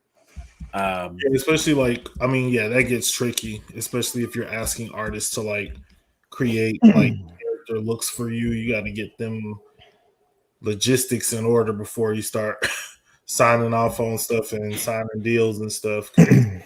Exactly. I mean, that was the whole thing with like Jack Kirby and Stan Lee, where comic books are popular because of how they look, but in a publisher's eyes, I just want the book. They think of it as a book, so the writer is more important. The creator and the writer is more important, but right? Yeah. Old battles. I will say that the only thing I can say for sure that we know right now is that Invincible season 2, it's seasons 2 and 3 are in active development. Steve Young will be back. J.K. Simmons will begin. He's signed on. So the fact that you got your 2 mains, I think we're good past that. Yeah. We can I would probably keep an eye on Seth Rogen, as Seth Rogen is, he's kind of over it. So he would be the one, if you watch, he'll probably put something out there when it's available. Because he's over it. Like, like he runs it. I thought you meant he was like over it, like he was. No. Like his production. Well, you only did one episode, bro. How you tired? Right. Like, no, his production company is part of what brought this to Amazon. Right. That makes more sense. So I like to just drop that. I did actually just go and read the graphic novel for Invincible. Man, them seasons about to go crazy. I gotta get like the second omnibus. I went through the first omnibus. Oh, so much good stuff. Shit about to go crazy. Oh yeah, actually, you know what? I watched Moon Knight. I watched the first episode of Moon Knight. How is it? Because I like, from what I've seen so far, I am like, you know what, Jeff? I wish I'd have known that you saw it, because I could have had you on. Ty and I Ty had something else he had to do today, so unfortunately he wasn't able to be on the live with us tonight. He says if Tom allows, he'll try to hop on a little bit later. But we did a spoiler-free review, and we did a spoiler review. And I am not familiar with the character of Moon Knight at all. Like, I mean, I know who it is. I know the character if he's in costume, but if you was just to say the names, Mark Spector, I'd be like, wait, that's a comic dude, right? Who is that? I wouldn't just inherently know. Yeah. What I've seen from the first episode, David, I was definitely like, I am once again all in after the first episode. Like, I have to know what's happening, what's going on, and I'm already pulling on the red strings that don't exist, try to connect dots that I have no information, and I'm already trying to like come to the end game after one episode. But what I did see in the episode was just enough. Ty pointed out that it was a slow burn with a nice reward. And that I can get with that. I can get with that. Halo seems like it is. They immediately jumped out, punched you in the face, and said, "Now what?" Halo, I mean, that's Halo seems like Fast and Furious with guns. They jumped out there, punched you in the face, and said, "Now what? Watch me." Not totally wrong. Like Finding Nemo levels of opening trauma. Yeah. You know what I'm saying? And the thing about Halo is, because we have this well, I can't say we, because that might be a little too. Wait, did you want me to talk about Moon Knight? Or you want to start with Halo and then circle back? Well, we got to hit. Well, Moon Knight was there, and it made me think. I really liked one episode of Moon Knight, and I'm already invested. Halo, they still have to like earn me to come back by the next episode, and that's ultimately the point that I'm trying to get. I watched that first episode of Halo, and I enjoyed it.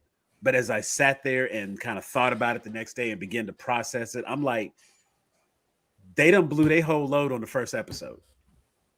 So for Halo, nah. I mean, there's a lot of story. No, see, there's a lot of story available for Halo because they're starting back as far as reach. So it's like before the first game, and they could go all the way through. There's plenty there, but because you have like this understanding of Master Chief and the characters and the way the game is really established this world, to come in and kind of go left the way they did, I think it's going to turn a lot of people away from it. And then, you know, the director came out and said, like, they're not using the game as the groundwork. So I'll give it more of a shot because I know it is a standalone thing. It's one of those inspired by, not based on kind of thing. Got you. So, I mean, I would dare say it's spoiler, but like you know what? I won't say this part, but they do something in the first episode that kind of like took me out. They built it, had all this build up, and then they did this thing, and it was like, wow. Okay. Huh. So I have genuine curiosity trying to go into the next episode. How do you recover from that and keep me watching for the season? Okay, that's fair. So I like the action. I like what they're doing in the show, even story wise. But because I already have this attachment to Halo for all of these years, they have to earn me coming back for the next episode. Right. So that's my feeling on Halo. I'm not saying don't watch it. I enjoyed it, definitely. If that was a single episode, that probably would have worked. Jeff, Moon Knight, talk to me. I did really enjoy it. Again, he's not a character that I'm like familiar with. I've never read like any of his solo titles, and the most I've seen him is like just showing up and like cursing people out and like other books that I'm reading, and I'm like, dang, who is this dude? So I know he's like, and everybody just thinks he's like crazy. So that was pretty much what I went into it with. And I'm very like fascinated by the character now. He was one of those characters that was kind of like Hawkman for me growing up, where I had like uncles who would just be like, see, they do that where they made like it was a big deal about, you know, like Elizabeth Taylor playing Cleopatra. So I had, you know, this kind of base that was like, you know, when you see people playing Egyptians and Egyptian culture that ain't supposed to be there, like we don't mess with that. So I never really got into either one of those characters when I was younger, mostly because of those reasons. But I'm fascinated by the show. I really like how the Marvel's showing. Get that man his own respect. There you go. Get that man his own respect. At least this Batman admits that he's crazy. Unlike others. That was one thing I did like about the Batman movie, though. They just kept being like to his face, like, this guy's a freak. Like, shut up, baby. I know it. About Batman like that. But it's like, oh, he knew. This is like year 2. You're not the Batman we know and love. He that new Batman. See, they don't respect that new Batman yet. He done enough.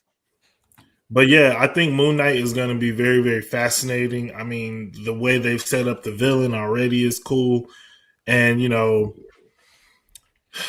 I'm just interested to see, like, you know, him playing 2 roles, you know, with 2 different accents is going to be crazy. I mean, I think he's taking on a lot, and I hope the story can keep up with like what they are kind of like setting up. I am going to wait until I watch all of the episodes before I try to like tie my one single red string from this show to the rest of the MCU. See, and literally that's where my red string. I'm just trying to figure out, how does this show fit in the grand scheme of the MCU? But see, you can't even do that yet, because now we know parallel universe exists in the Marvel universe. True. And so for that we don't reason, even know which Earth we're on technically right now. So let's just enjoy the ride, baby. Yeah, and see, and I'm learning to, you know, sit back and cut my strings. But I was Mephisto confirmed first episode. I was like, there it is. But I'm doing better. And yeah, it is supposed to be 3 roles. Some of the, and I don't really feel like that's spoiler, so I'll let that one slide. But some of the promotional art that's come out for this does show Oscar Isaacs in 3 separate costumes, and so that kind of puts it together. I don't know if I was supposed to be laughing as much as I was when I was watching the episode. No, it was hilarious. It was like funny, but then I'm like, is this funny because I'm an asshole, or is this funny because they wrote this to be funny? No, they wrote it to be not confusing, but like that. So one of the big things about it, and I haven't posted it yet. I kind of wanted to just like post it immediately, but I got to do some editing and stuff.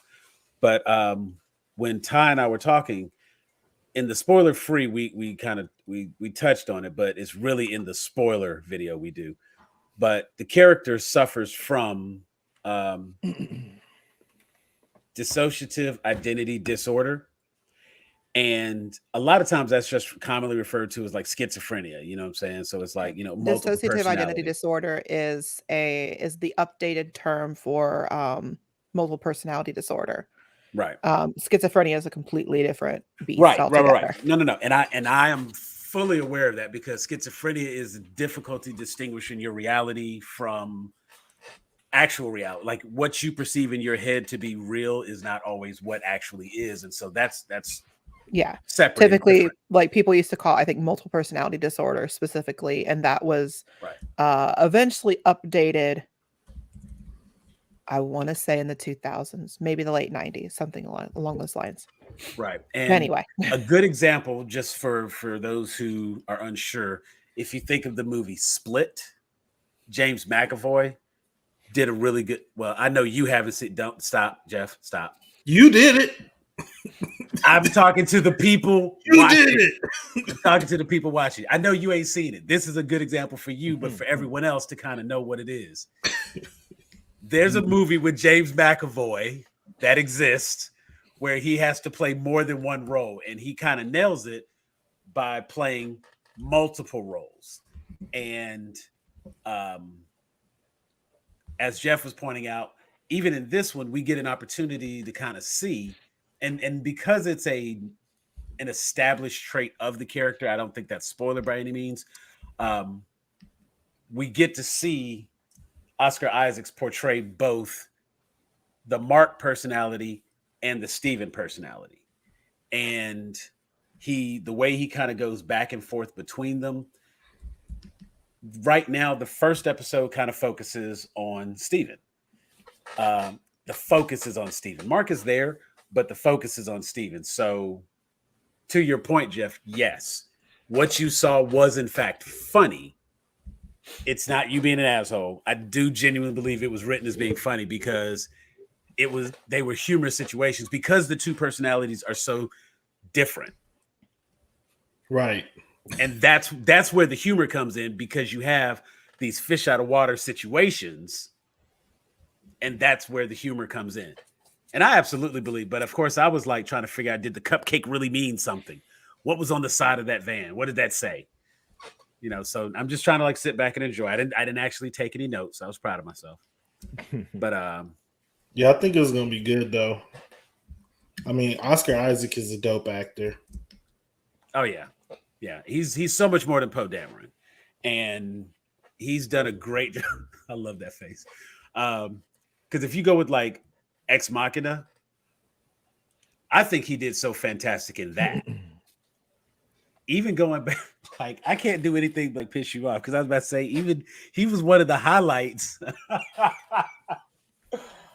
not going to do it. Just say it. No. Just say it, Sam. He was a highlight in another movie. And I probably don't even know what movie you're talking about. You would if I went there. Somebody put it in the comments. I might, I might put it in the comments myself. But it was, so some of the movies that he's been in have been really good. Of course, he was in X-Men Apocalypse. He was actually Apocalypse, which is kind of one of those weird things. But his character was one of the bright sides of a 2011 bomb. He played a bad guy in it, but he was one of the good characters in Sucker Punch. I saw that in theaters. You know what I'm saying? And like his character, like he still has a very commanding presence. And for that kind of movie, it was rather impressive, because, like I said, I can remember that he was in that. Ex Machina was perhaps the next movie where I really feel like he because there was so little that happened. Well, let me not say it's so little. There was so few actors and actresses in the movie. He had to do a lot of heavy lifting in that movie. So Ex Machina, I think, is one of the better ones. And I think that's a really good depiction of like his capability, his range and stuff. So that's funny because, of course, like, I don't know. Y'all have probably figured out by now that my ADHD kicks in really, really bad. And I got me thinking about movies. And of course, with movies, there's some other stuff that's happening in movies. Mobius has some of its first reviews out. Linda, did you happen to catch some of the reviews for the Mobius movie? It's got a 19% on Rotten Tomatoes right now. So there's that. That so being we have said, to watch it so we can do a why did I watch that? That being said, IMDb and IGN are both a 5 out of 10. Mostly like just quickly reading through like headlines. It says like Variety says Jared Leto Marvel film is sloppy. Sucks more than just blood. Wow. Okay. Wow. Jared Leto's Marvel movie leaves much to be desired. Spicy. Morbius is a Marvel misfire that Matt Smith almost saves. That's saying something. That being said, I just don't care for Matt Smith myself. But a lot of people are just. It seems the consensus is it's underwhelming. People were just whelmed. Yeah, there was a little whelm. There was some whelm. Some whelmed. They weren't overwhelmed. They weren't necessarily underwhelmed. They were simply whelmed. They were just whelmed. If there is any justice in Hollywood, Morbius will be retconned to the margins of superhero cinema history. Now, from what I can tell, it's not quite like Green Lantern levels, but man, which probably means which that actually did get retconned. So what that tells me is that this is it's a visual spectacle. The storyline is weak, and the acting is subpar. Now, what's funny, I feel like probably got fantastic action though. I feel like a lot of vampire movies end up like that at the box office, and initial ratings are typically bad, but they end up becoming cult classics. Right. Constantine is a great example. I know it's not necessarily just a vampire movie in general but in general, it was pretty well panned by critics and didn't do super well at the box office. But it's a cult classic and people would love to have another Constantine. And what was the other one? Underworld. And Underworld had multiple sequels, yes, but in general, it was same thing. It was kind of just whelmed whenever stuff came out. The first one, of course, did better than the rest, but looking back at it now, you have a lot of same thing. It's gotten a lot of people who are like, wow, I really love the Underworld movies. Like they're fantastic, stuff like that. So I feel like it was kind of doomed to be like that anyway. I'm wondering if maybe it could it could be something along the lines of the lines of it might be a movie that just looks better at home on your TV than watching it in a theater. Van Helsing, yeah. So Van Helsing, yeah, it's another good one there. So yeah, there's a lot of these kind of like vampire monster movies that just do not do well in theaters, period. But people end up loving them later on. And it's funny because Jared Leto, he's such a 50-50 actor. He's either great in the role or so like, what the hell were you going for? I can't call him a bad actor. I like Jared Leto as an actor. I don't always like the roles he picks. He's just an actor. Yeah. He tries to go out of his way to be too much of a method actor. And I think whenever you do go too much into method acting, you lose your talent of actually being able to act. Maybe they would be better suited for a TV series, potentially. Yeah. Just and that honestly that could be an issue. There's a lot of Marvel movies that are right on the verge of having way too much stuff shoved into one movie.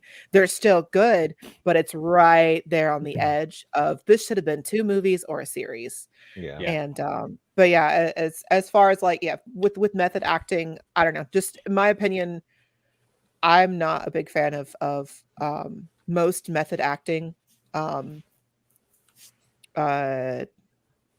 actors, I guess. I don't know. I can't think of a word for it right now.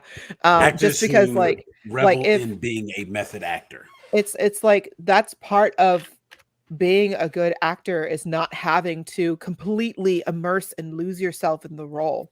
It's being able to just turn on and you're able to do the role. You don't have to sit there and lock yourself, you know, in a dark room for days at a time and only talk, you know, on set whenever it's your lines and like, or, you know, we've all heard the stories of method actors who have gone too far.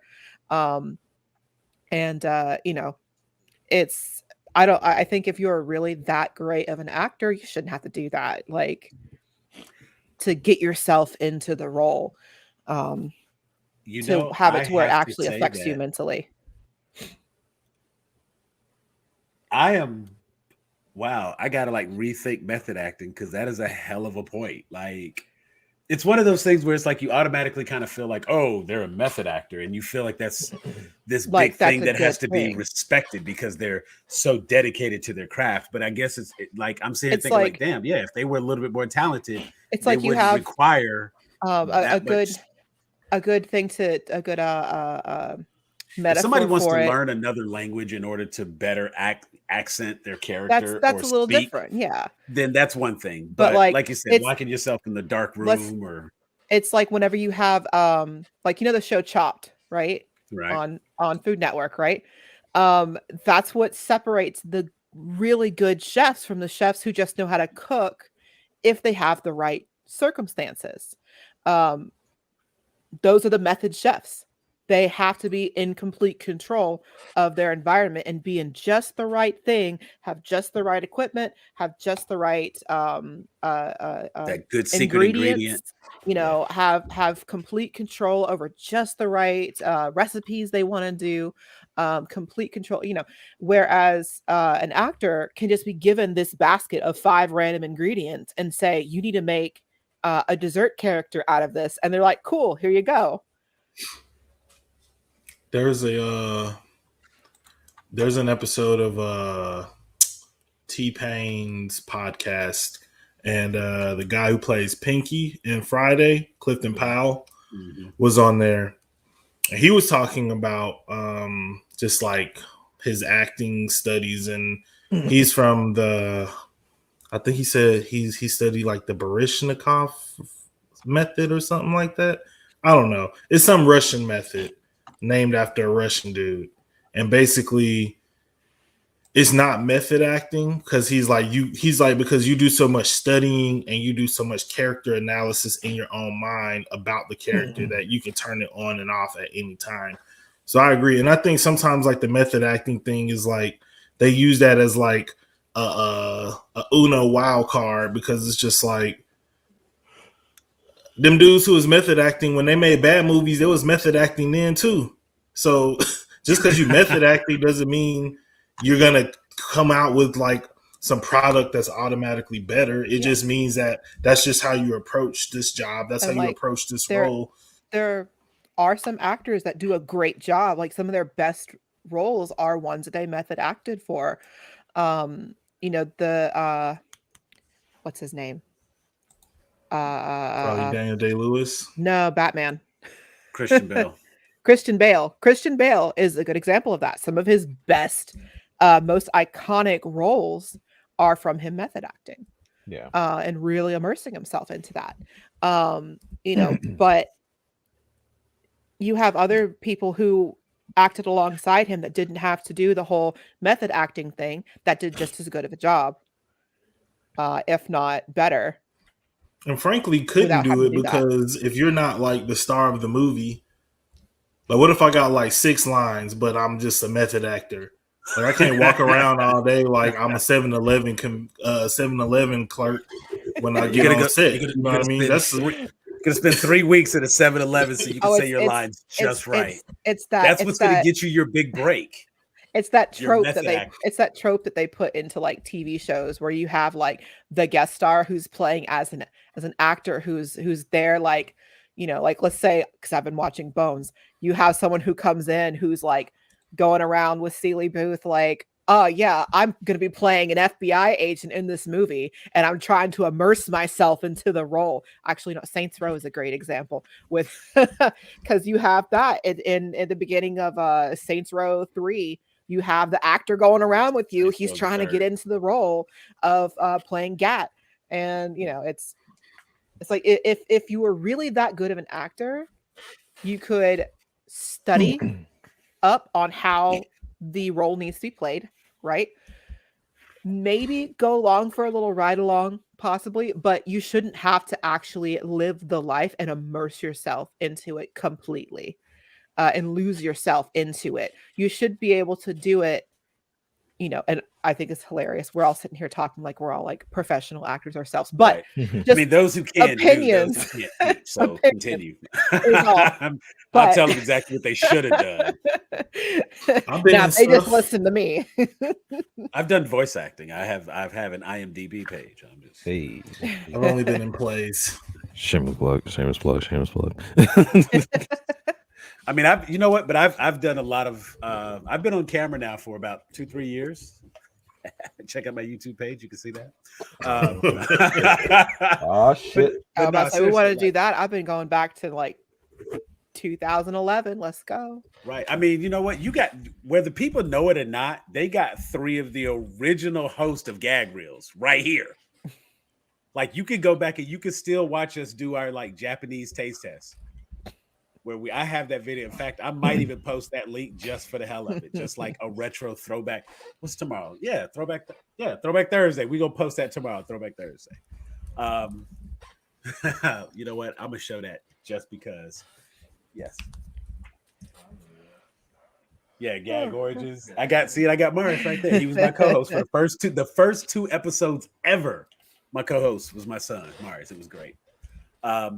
But no, I do want to point this out because Jim Nolan actually said this real quick, and he pointed out if it's done right, it's fine, maybe unnoticeable. Done wrong, done poorly, it's cringe. Yeah. And also, bad acting is bad acting. The process is just a tool. So much like Jeff said, even in the bad movies, they were method acting. So I would say at the end of the day, if you had 2 people side by side that both did a fantastic job in their roles, I'm going to be more impressed with the actor who didn't have to do method acting to achieve that. I think in the audition process, that's a clear indicator at that point. But I have no problem with something, and this is just, me personally. I don't recommend anybody go out and injure themselves or hurt themselves or do anything that is unhealthy for any movie role, because it's never really necessary. CGI is pretty great these days. But like you said, with Christian Bale, when I see actors and actresses like make weight or like gain pounds for the role to better fit the look of the character, or lose weight, or when they do something along those lines to get in character,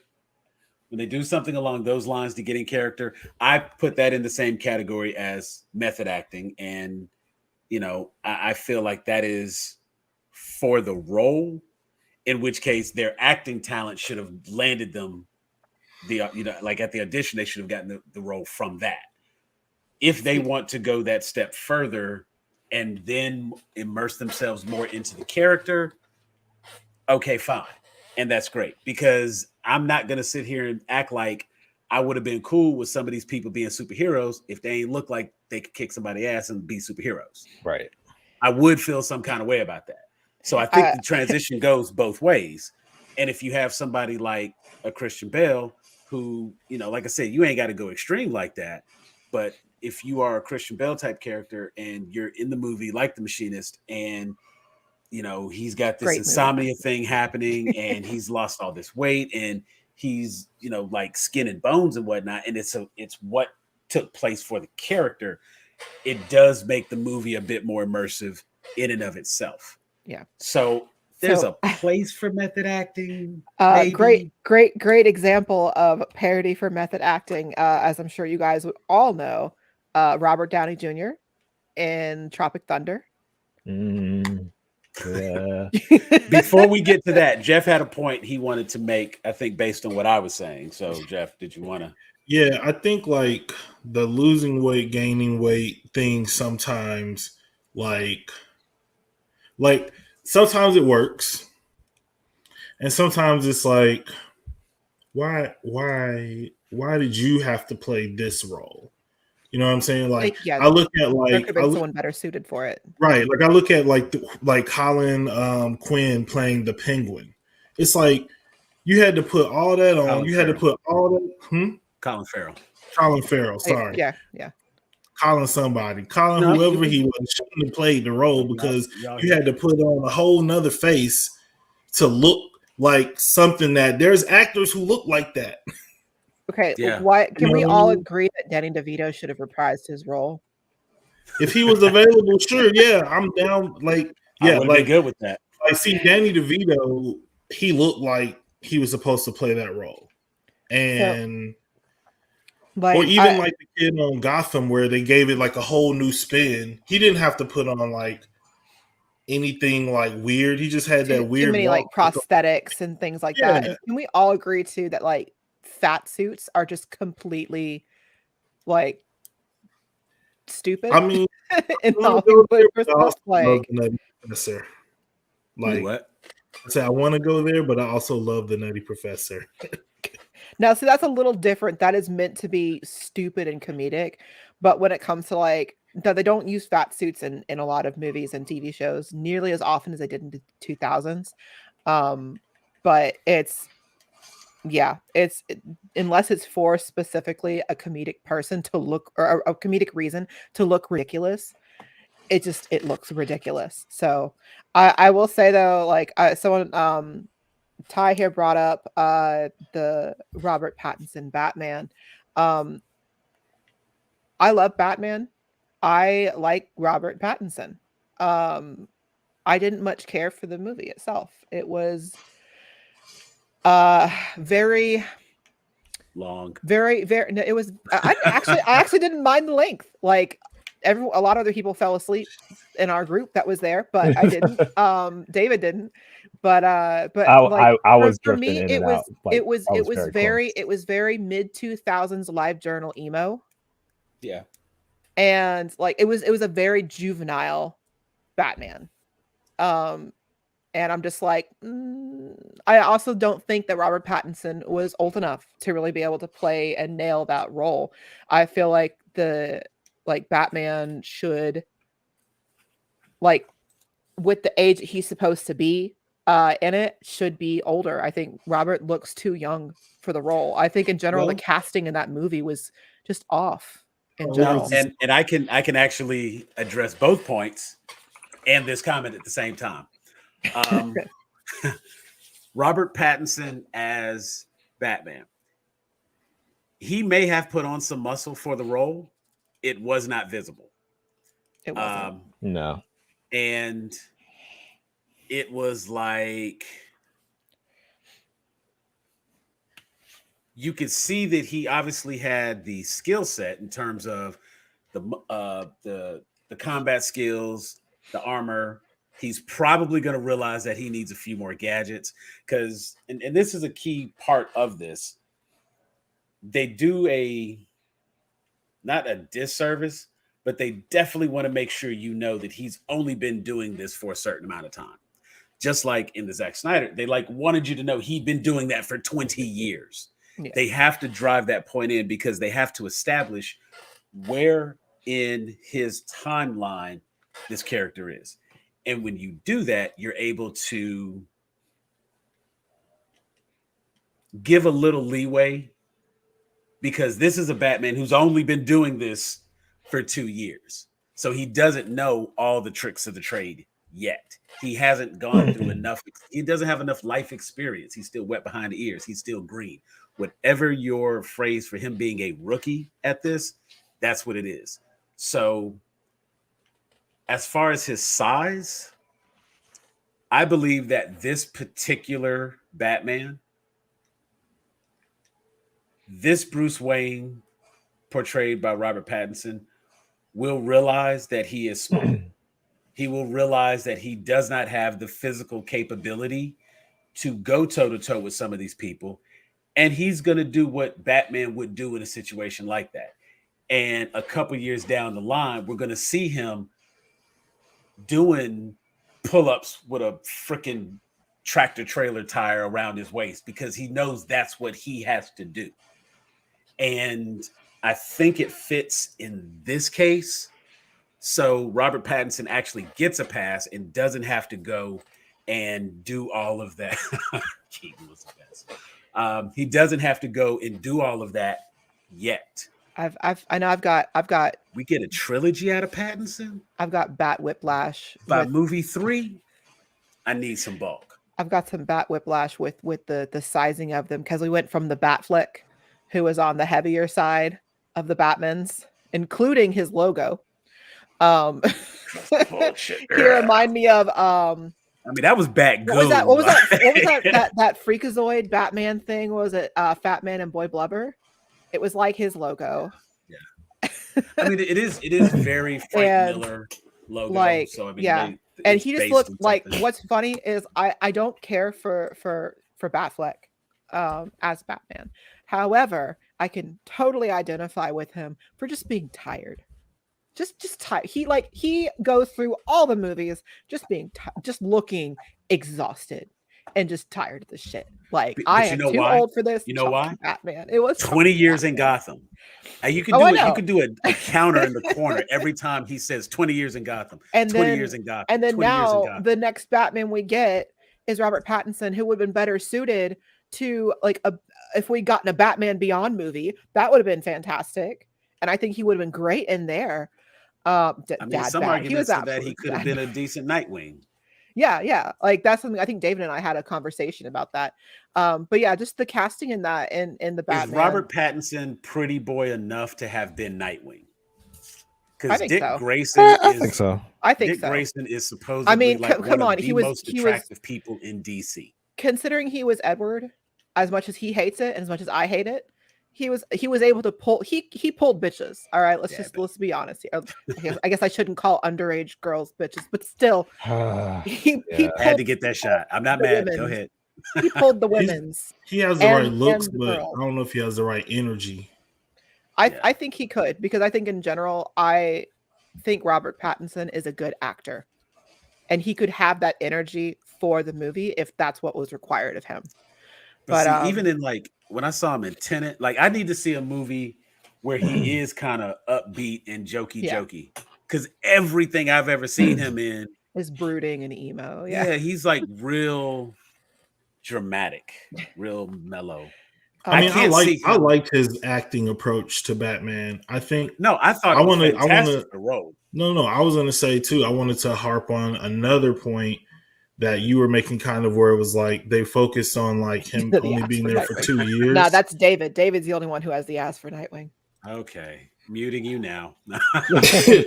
Sending you to the green room. But I think the other point too is we've been hearing that Batman's the world's greatest detective for so many years and never seen him really do no detectiving. I did in none of these movies in there. And this movie, you actually saw him examining stuff, taking his time. It wasn't just kicking in the door, waving a batarang to solve every problem. And so, and because of who the villain was, obviously, this is a detective story as much as it is a superhero story. So I felt like that was kind of, and so I think that goes to your point too, Sam, of this is a brain villain. Yeah. If they go we got a muscle villain in the next one, because they tried to do that weird poetic thing with Bane and combine the two, where he's this brilliant mind who's also a brute, and it's just we don't need that, buddy. Do you do Shakespeare or do you beat people up? Pick one, because this is a Batman movie. Well, see, and it's kind of, that's something that maybe another episode of therapy will get to, because again, it's all about the portrayal and what people know. And comic book Bane is that dude.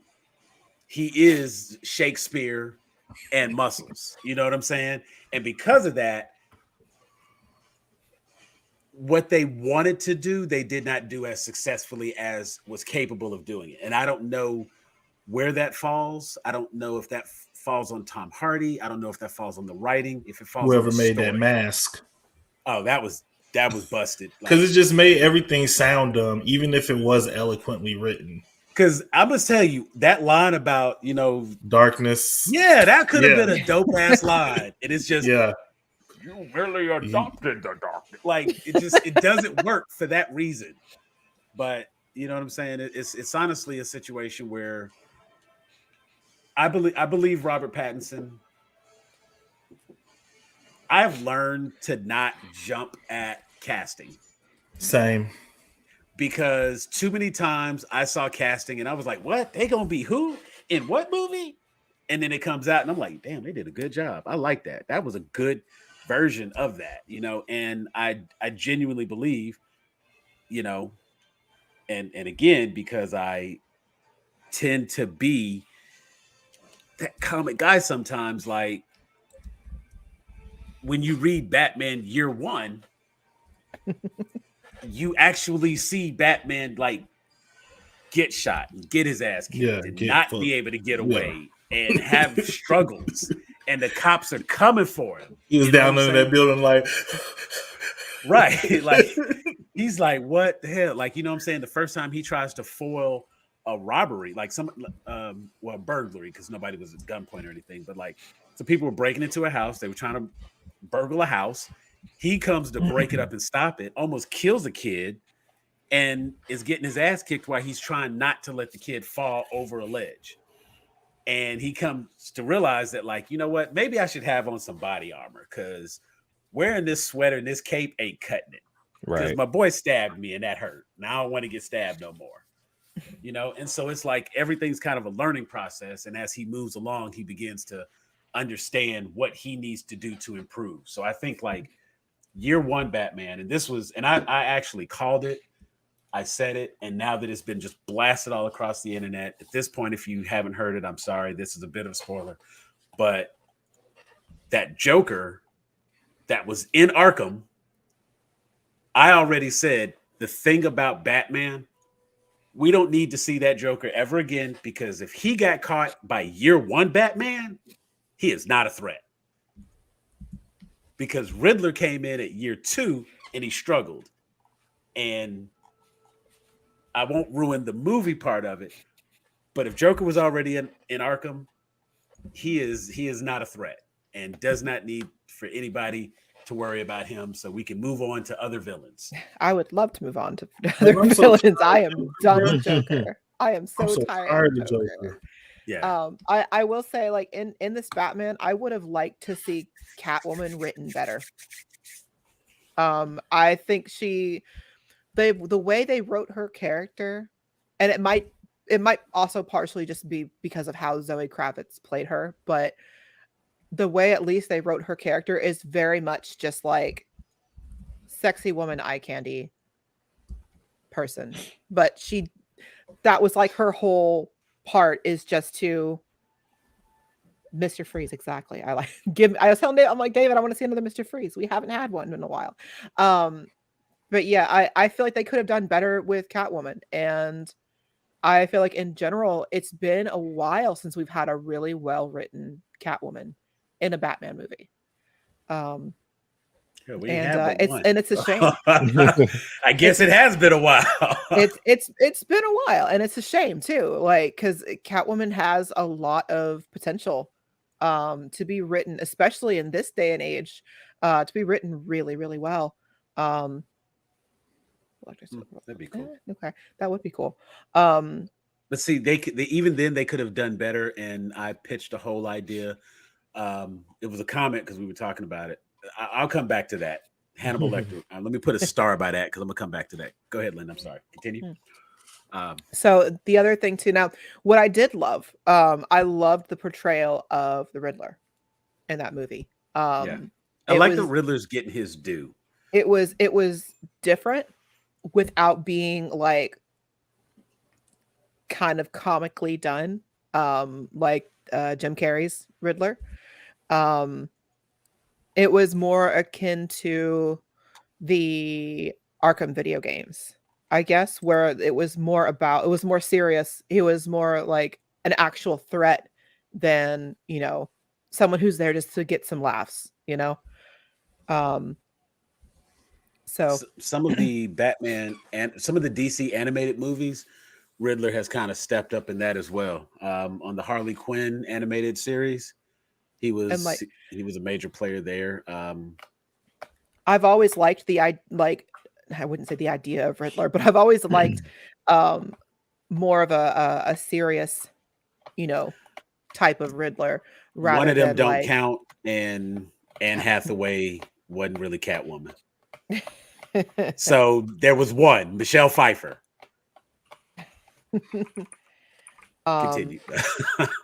Hold on, I was gonna look that up. The Catwoman portrayals. Anne Hathaway in because you had Michelle Pfeiffer in Batman Returns, right?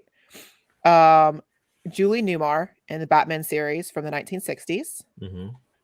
Halle Berry. Not all the live action. Doesn't exist. What are you talking about? No. You said Catwoman in Batman movies. Oh, I said Catwoman just in general. But I'm gonna say, like I said, it's been a while since we've had a good Catwoman. Now recently it's mostly been movies. I'm just mentioning from this article, it's showing how Catwoman's been portrayed, and or mentioning the different actresses who played Catwoman in different ones. Because you have Halle Berry and Catwoman in 2004. Carmen, that was a movie about a woman who turned into a cat. That is not Catwoman. I'm sorry, Carmen. Her name wasn't even Selena. Don't count. Cameron Bykondova. I probably butchered the hell out of that in Gotham. Let's see, Eartha Kitt, obviously, which is what I found hilarious when people are all. I saw some people up in arms over Zoe Kravitz being, because like, oh, Catwoman is white. It's like we've had black Catwoman. Calm down. Obviously Anne Hathaway, but yeah, that's about it. Like, and yeah, Eartha Kitt. We should have. I don't know. I feel like there's more room there to have better better written Catwoman, not someone who's just. I mean, a sexy woman character. I think we need some women. I didn't pull into the animated ones the right way. Yeah, I was about to say the problem with that is that's how she has kind of been in the comics for a long time. Well, I know, but like, I mean, but I don't and they're getting away from that. We can evolve away from that. Like, right, we can have better characters. We can definitely have better female characters, and it's difficult to find that in Batman. I'm not trying to justify which is a shame.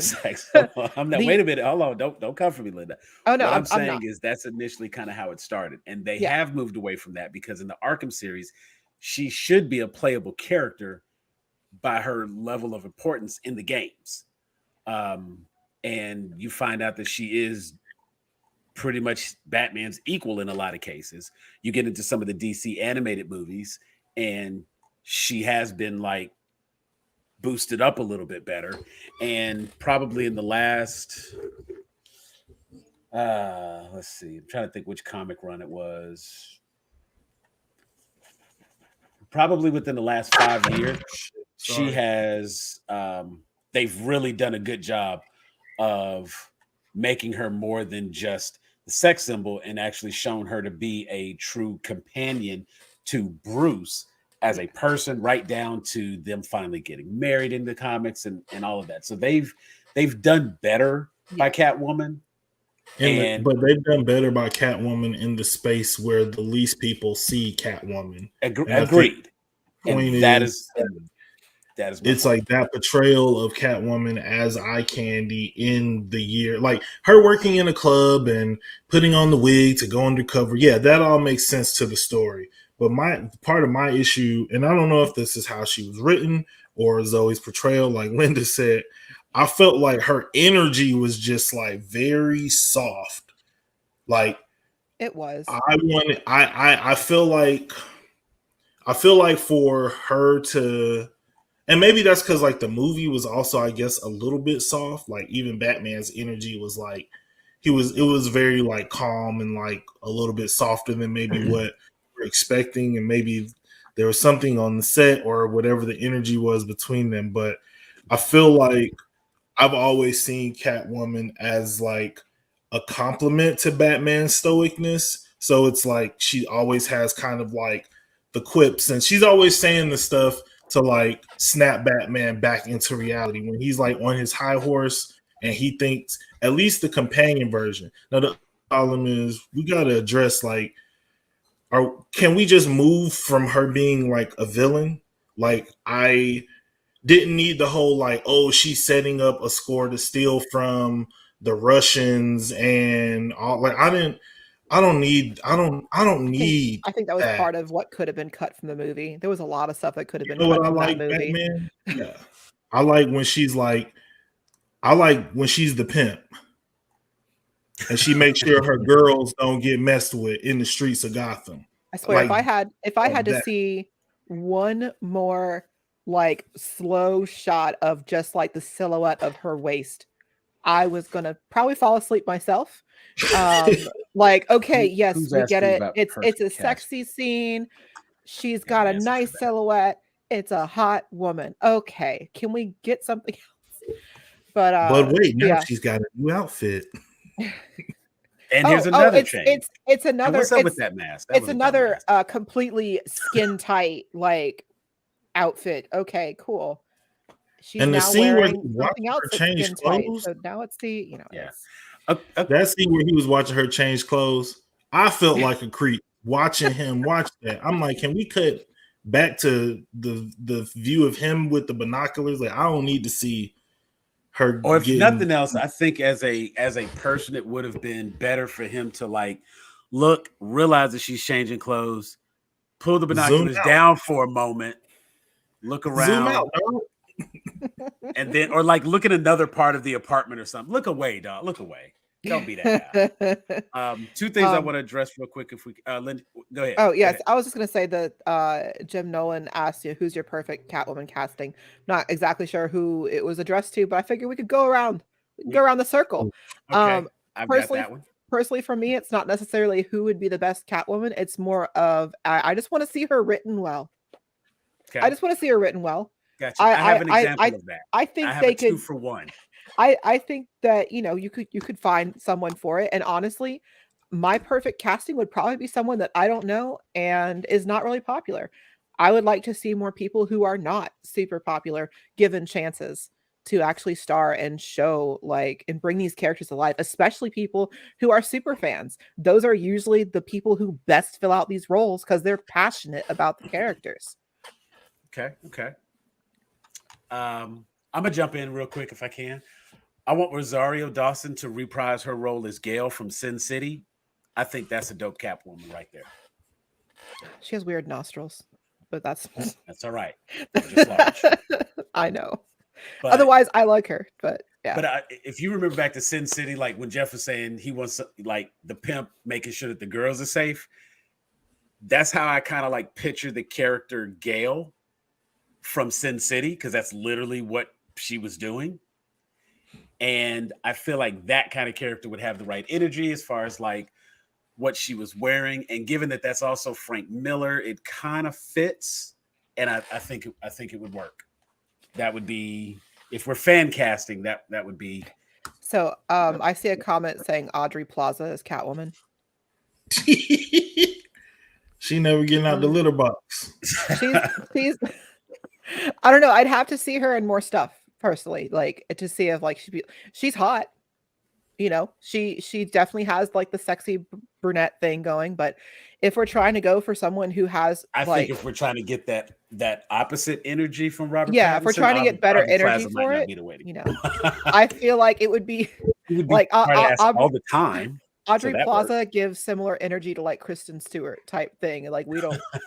Don't want to do that. Except Kristen Stewart, I think, has a little more anxiety that she a little more to sass. The role. I mean, but you know what? She can do a better energy because, as we were just talking about, she was in Charlie's Angels and she's capable of doing energy. Now, you know, I will say she is capable. And Jeff, I'm with you. She is capable of doing energy, and we have to like give a moment. And we like to kind of pick on Kristen Stewart as being very like. But she turns all the way up. I take it back.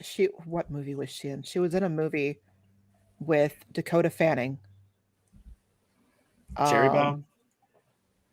Yes. It wasn't called Cherry Bomb, but it's that one. Yeah.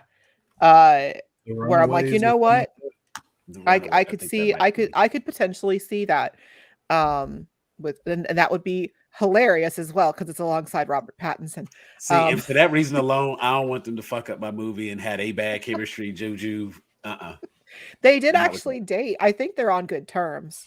Yeah, I thought she cheated on him with like a director or something. She did, but that was so long ago. I'm pretty sure they've buried the hatchet. I mean, I guess.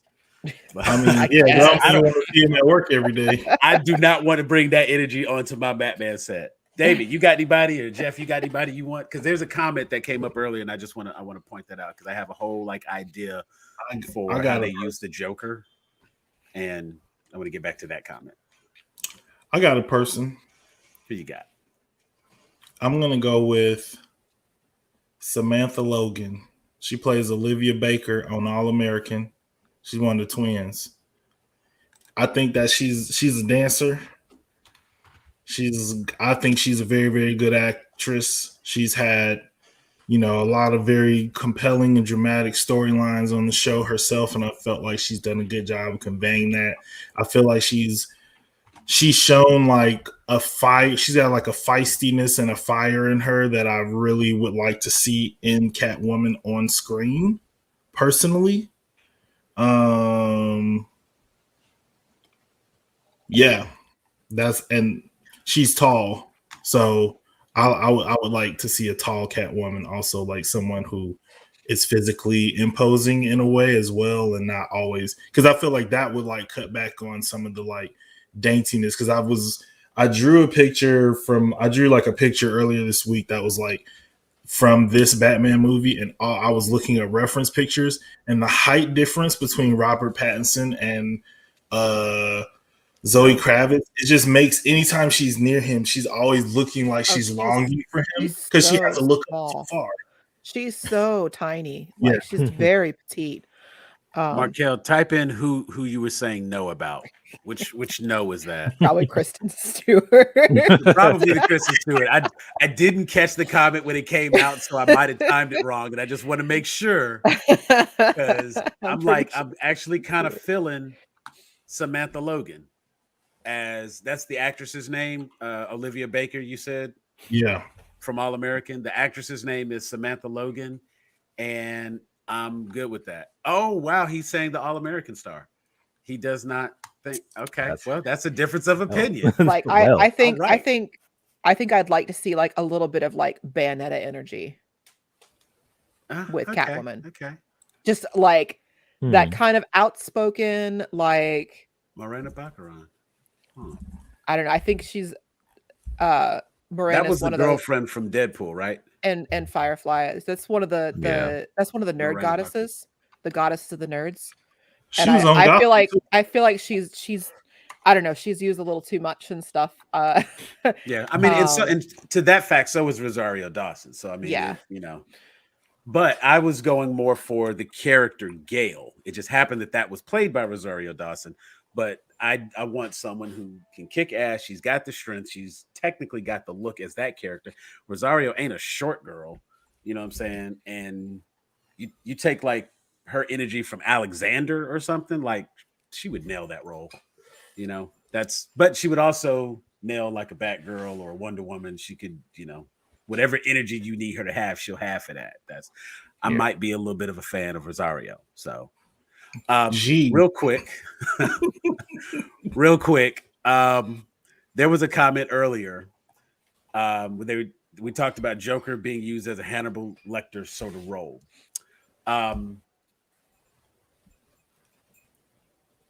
When I made the point that the Joker, having been caught by year one Batman, was really not a threat, and therefore we don't need to see him anymore if he's already in Arkham. I would have preferred when he went to get a psych profile on the Riddler. I think that would have been a perfect time to introduce the character of Hugo Strange. Have a psychiatrist who works at Arkham, but secretly has his own agenda to unmask Batman, to figure out who the Batman is. The way the conversation went down, if anybody that's watched the deleted scene between Batman and Joker, that conversation almost didn't have to change. It could have been the same conversation. It would have been him psychoanalyzing Batman and Batman making an assumption based on what he thinks about, Doctor Strange or, Hugo Strange. And that dynamic between the two of them, it would have been an easy way to establish a little bit of tension. The name by itself would have been a nice little Easter egg. And we know that, like, oh, that's one of the villains. But we see that he's just one of the psychiatrists at Arkham. We have nothing at this point to know that it's going to be anything more. And I think using Hugo Strange in that role would have been a way to incorporate more of the rogues gallery without making it feel so jam-packed, without just like putting people in to have them in. Plus, if you've got Arkham and this is year 2, you could actually go ahead and put some of the more sinister characters. You could already have a Victor Zsasz in Arkham. He's there. Yeah. You take some of the regular villains, they would already be caught in, because you don't have to get into the costume supervillains until sometime later. Wait. But if we do that, where's Joker? Let Joker escape and get the hell on. I'm kidding. Let's move on from Joker. We are good. I would like zero Joker, Batman run for like 3-4 movies. Real quick. So I thought about it. Okay. So I do have someone for Catwoman that I think would potentially do well with it. Abby Lee. She was, oh God. I know she was in Dark Tower. She was in Gods of Egypt. Most recently, she was Christina Braithwaite in Lovecraft Country.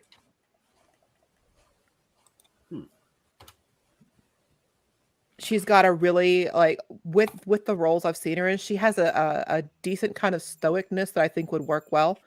And like just her look in general, she's got that kind of cat-like look to her and that very strong presence.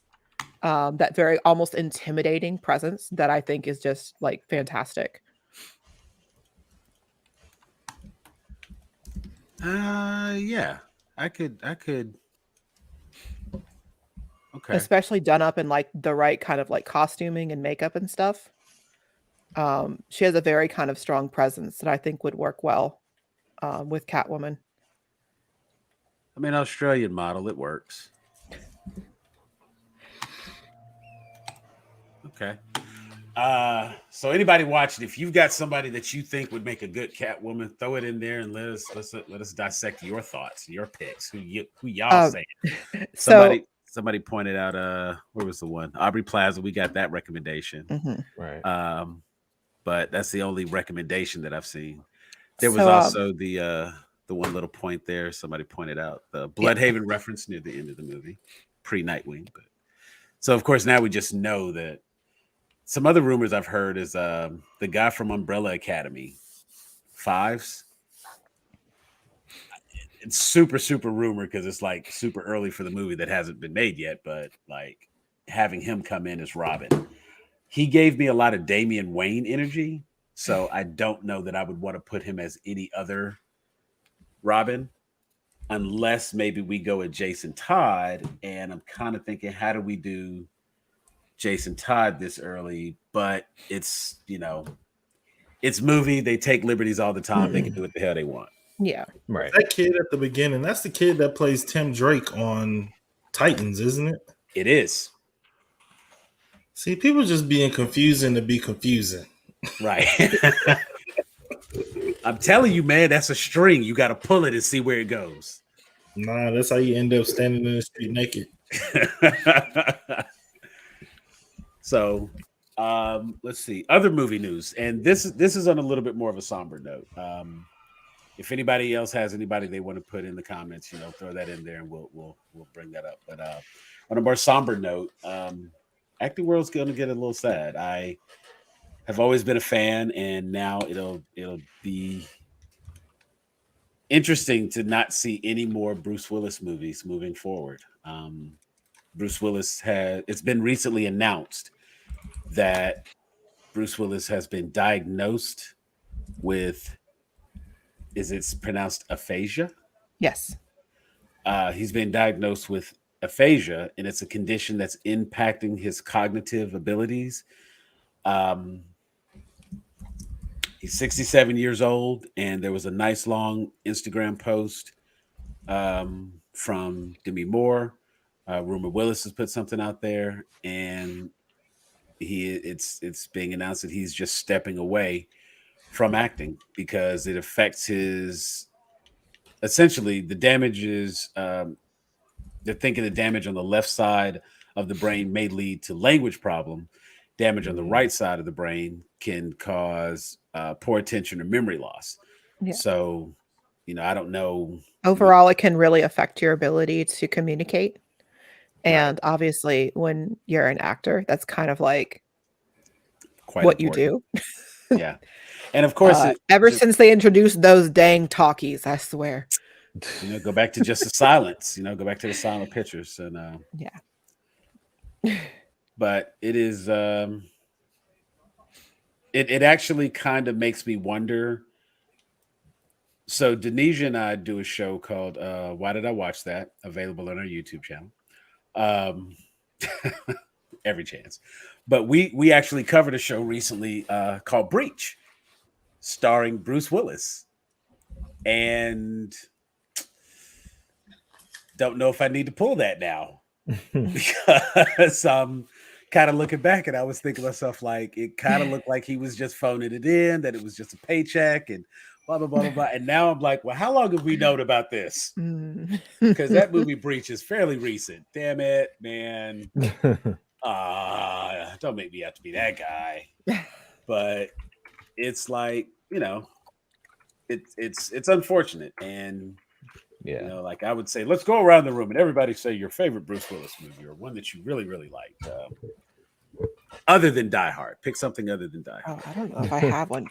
Start with someone else. I'm not a big action movie person, so I'd have to go and look up and see what he's done. Movie. I'm going to say Die Hard 3. No, I'm not just saying. Die Hard 4 would also be acceptable. But no, honestly, I would say outside of it's really campy. I liked Hudson Hawk. It's super campy, and it's one of those movies that like is from forever ago. So it's definitely like a nostalgia piece for me. Hey, they thought they had one with that one. They thought they thought that one was gonna be. But look, like it's one of those movies that's like it has to be cult status somewhere because it is so terrible. Yeah, but it's so great. There's a really good episode of How Did This Get Made about that movie. It's like it's hilarious. Just, it's in the works. Like I think that what? Let me look up and see what that score is while we're talking. I can go next. Mine is Fifth Element. I'm about to say you caught what I was going to say because I'm like, oh wait, no, I know that one. Yeah, I have other ones though, so it's okay. I'll also add The Whole 9 Yards as a sleeper pick for me. I like rom-coms though, so I know it's not everybody's cup of tea, but it's a like kind of a interesting. It's like a rom-com and a mob movie at the same time. Yeah, 2 for 1. And it was a good movie. I mean, I don't think I've gotten anything else out of what's the actor Chandler Bing's character. It's a shame. He's Chandler. Matthew Perry. Matthew Perry. Yeah, I don't think we've gotten anything else out of Matthew Perry. I've got my backup. What's your backup? Element. Sin City. Yeah. Oh, big fan. Yeah. Big fan of I love Sin Sin City. City. You heard you talking about Rosario earlier, Sam. Yeah, I'm a big fan of Sin City. I love that. That's a great movie. It's a great movie. I would say I've got 2 other ones. One is a gimme because it's almost not fair. Armageddon. Okay, yeah. You just can't go wrong. It's such a good movie, Armageddon. But I would say as far as just like a good Bruce Willis movie, it's probably The Last Boy Scout. Yeah, I just watched that. That is when we talk. That was back when they made movies for men. Right. And you know what? Last Boy Scout would probably come on TNT every Hell week. yeah. Like that was, was such a good movie. You know what I'm saying? And it had the action and it had everything you expect out of a quote unquote Bruce Willis movie. Yeah. And I thoroughly enjoyed it. Those are the kinds of movies where if they came out today, they would be like hits because people can appreciate that more. And the people who can write movies and write reviews now is a wider net. So we ain't got to just be like, oh, Siskel and Ebert didn't like this. It's like, who cares? I ain't Siskel or Ebert. Like, what? Pulp Fiction. I don't. Pulp Fiction, yeah. David. Yes. Did you? I forget. Did you say yours or no? No, I haven't. I'm still thinking about it because I'm going between Armageddon or Unbreakable. Oh, David, we all know that you really loved Look Who's Talking. All right, let's be honest. I didn't. It was, you know what? I was good with Look Who's Talking too. Yeah. Look who's talking too. I would say, but no. Here's one. Last Man Standing. Yeah. Oh, yeah. Ooh. Last Man Standing. That is definitely going down as one of my. You got Bruce Willis. You got Bruce Dern. You got Christopher Walken. Yeah. Last Man Standing. That's my jam. Yeah, that's definitely one that's gonna make it. Clearly, Over the Hedge, classic. G.I. Joe Retaliation.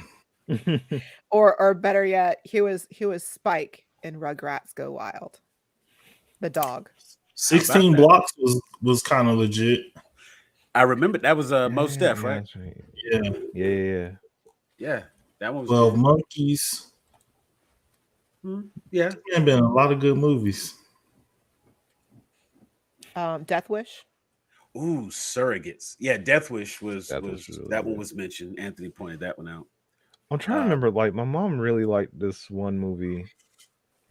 He's like, I can't go remember ahead. what it was. Are they dead? No,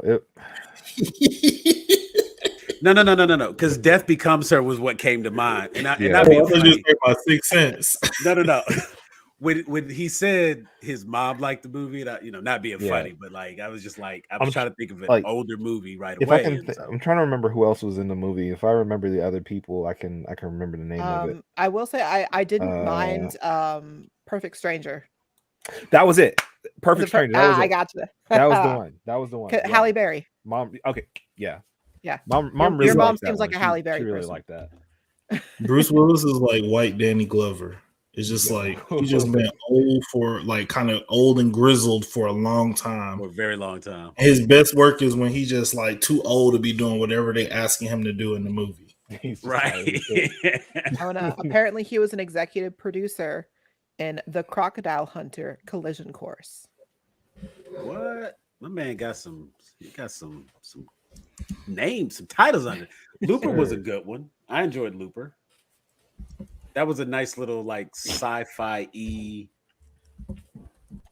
time travel kind of. Yeah, I like Looper. What else? There was. God, there's a ton of movies. I mean, the man has been in so much stuff. Oh yeah. Well, there's still like, let's see, 1, 2, 3, 4, 5, 6, 7, 8. We have 8 more movies that are direct to video that he is in that has not come out yet. So even though he's retiring, he's still going to be in at least 8 more movies, 5 of which are this year. The other 3 are TBA. So there's still, if you guys are really wanting more Bruce Willis, we still have some direct to videos coming out. The Jackal. I keep getting them checks, dog. And it was funny because I was actually saying, like, at one point, I don't quite understand why Bruce Willis did so many direct to videos. Because he's a draw. I feel like he's got enough celebrity where people will go see a movie in the theater with him in it. But I also think he knows enough to know when a movie is theater worthy or if it's just a movie to be made. And he's not like too good to be in a direct to video. He's done a ton of them, and there's no way he thought all of these were like real productions. You know what I'm saying? Like he knew that these were going to be direct to videos, and he made them anyway. And in some of them, he actually like showed up and worked. He didn't just show up and like, y'all using my name, where's my check? He like acted in them and tried to be in them. But yeah, some of his older movies are, of course, for me, are going to be the big thing. Because in the 90s, my man was like, he was working. You know, he was working. He's definitely done a lot of like direct to videos in his older age. I think it's more or less something where he's saying it more as like a hobby type deal, something he just enjoys doing. So Right, let's do these direct to video. Sure, why not? You know. Now, when we move off of this topic, I do have something in horror genre stuff I want to talk about. So, I thought you was talking about Color of Night. No. That's on one of my top 5s. No, something different, not Bruce Willis. Gotcha. I think that was on top 5 suspense or no thrillers, where you had like the twists and turns and stuff. So, yeah. So I mean, he's put out enough movies where I think we will always be able to enjoy the body of work that he's had. And it is a sad thing to hear. And you know, I hope that I don't even know what the right follow-up with that is. I don't know if it's something that doesn't seem like it's the kind of thing that's curable, because it seems like it's actually comes from brain damage. So I don't know that it's something. Yeah. So it's now nothing that I'm seeing is saying that he is completely retiring. It's all saying he's stepping away. So it may be something where he is stepping away from it for now to see how this is going to affect him. Gotcha. And then go from there. And I can understand when you're facing, not that I've been through it myself, but I've had people close to me going through, like when you go through a major medical diagnosis and you're not quite sure like how your body is going to react to things. You don't want to make commitments to things, especially with stuff like movies. It's a long-term thing. You can sign yourself to a movie and not start even getting you won't even get a script until 2-3 years later. So that's something that can be, it's, you know, I can understand why he's stepping away just to kind of see, you know, how or if it progresses, and if so, how bad would it be?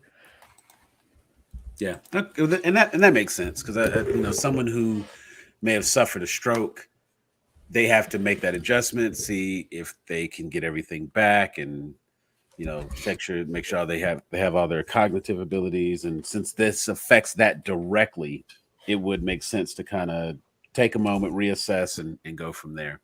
Yeah. Well, I think that covers a lot for Bruce. You said you had something in horror. What you got? Yes. Okay. So, it has been announced that HBO Max is going to be picking up an It prequel series, TV series. So for those of you who like It, which I am a big fan of that, so I'm really excited, especially given what they're announcing is going to be about. It's not just a prequel series, it is going to further expand the backstory behind Pennywise and the curse. When he was actually so the carnival, when he was human and all that. Well, yes and no. That was just one form of him. I'm hoping it will cover his whole backstory of the alien itself, which I've read the book, and it goes more into the backstory there. I assume Stephen King is going to be involved with it to help expand anything that's not covered in the book. But yeah, there's a lot that was left out of both the miniseries and the movies from the book that deal with his backstory. There's still plenty of material you can use for that. But it is going to apparently explore the origins of the I guess, for lack of a better term, the alien that is Pennywise, and the curse surrounding the town of Derry, Maine. It will be called Welcome to Derry, which, I am looking forward to that. So obviously I probably won't see it until next year, since they've just announced stuff now. But let's see. The Andy Muschietti, who directed both It Chapter 1 and Chapter 2, is on board to executive produce and direct the first episode at the very least. His sister will executive produce with Jason Fuchs, however you want to pronounce that. Boots. Yeah, who they developed the story with. Let's see. Fuchs. Maybe it's Asian. Fuchs. Like Austin Powers. Fook you. Fook me, the twins. So, but yeah, we'll see. I don't see in here that Stephen King's going to be involved. But you know, it was just announced, so there's not really a lot of information about it, but something to look forward to for my horror people. Okay. Check that out. What's up with Stephen King having all of these like scary monsters turn out to be aliens? That's his thing. That's his thing. There's other things that are very bad about Stephen King that we're not going to go into on here, that he tends to have in a lot of his books too. So questionable things at best. But I will say a lot of his books, he gets a lot of his inspiration from real life events. From obviously not some of the more far out things. X was pretty good. What's X? Elaborate, please. But for instance, Pet Cemetery, we did a lot of drugs. Yeah. Pet Cemetery is based on, like, he got the idea from whenever he actually lived in a similar area. And I believe he had a close call with, I want to say his son, that almost got hit by one of those trucks that like would zoom by his house. Barreling down the street. Yep. So it's actually, you know, and he lived in Maine and all that, where all that's set, where most of his things are set, including it. So I think he pulls a lot of his own, he pulls a lot of his settings at the very least, and inspiration from his own life, just like, you know, just to kind of kickstart it. Well, it's just like I've been thinking about like a lot of theories and stuff in movies, and so it's like I'm always like a good theory or fan theory, that kind of thing. And so the connection between, so the character Pennywise, what's his name?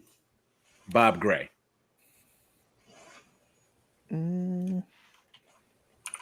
So the dancing clown Pennywise, but his human form, or like the way he's shown as a human, is this person Bob Gray.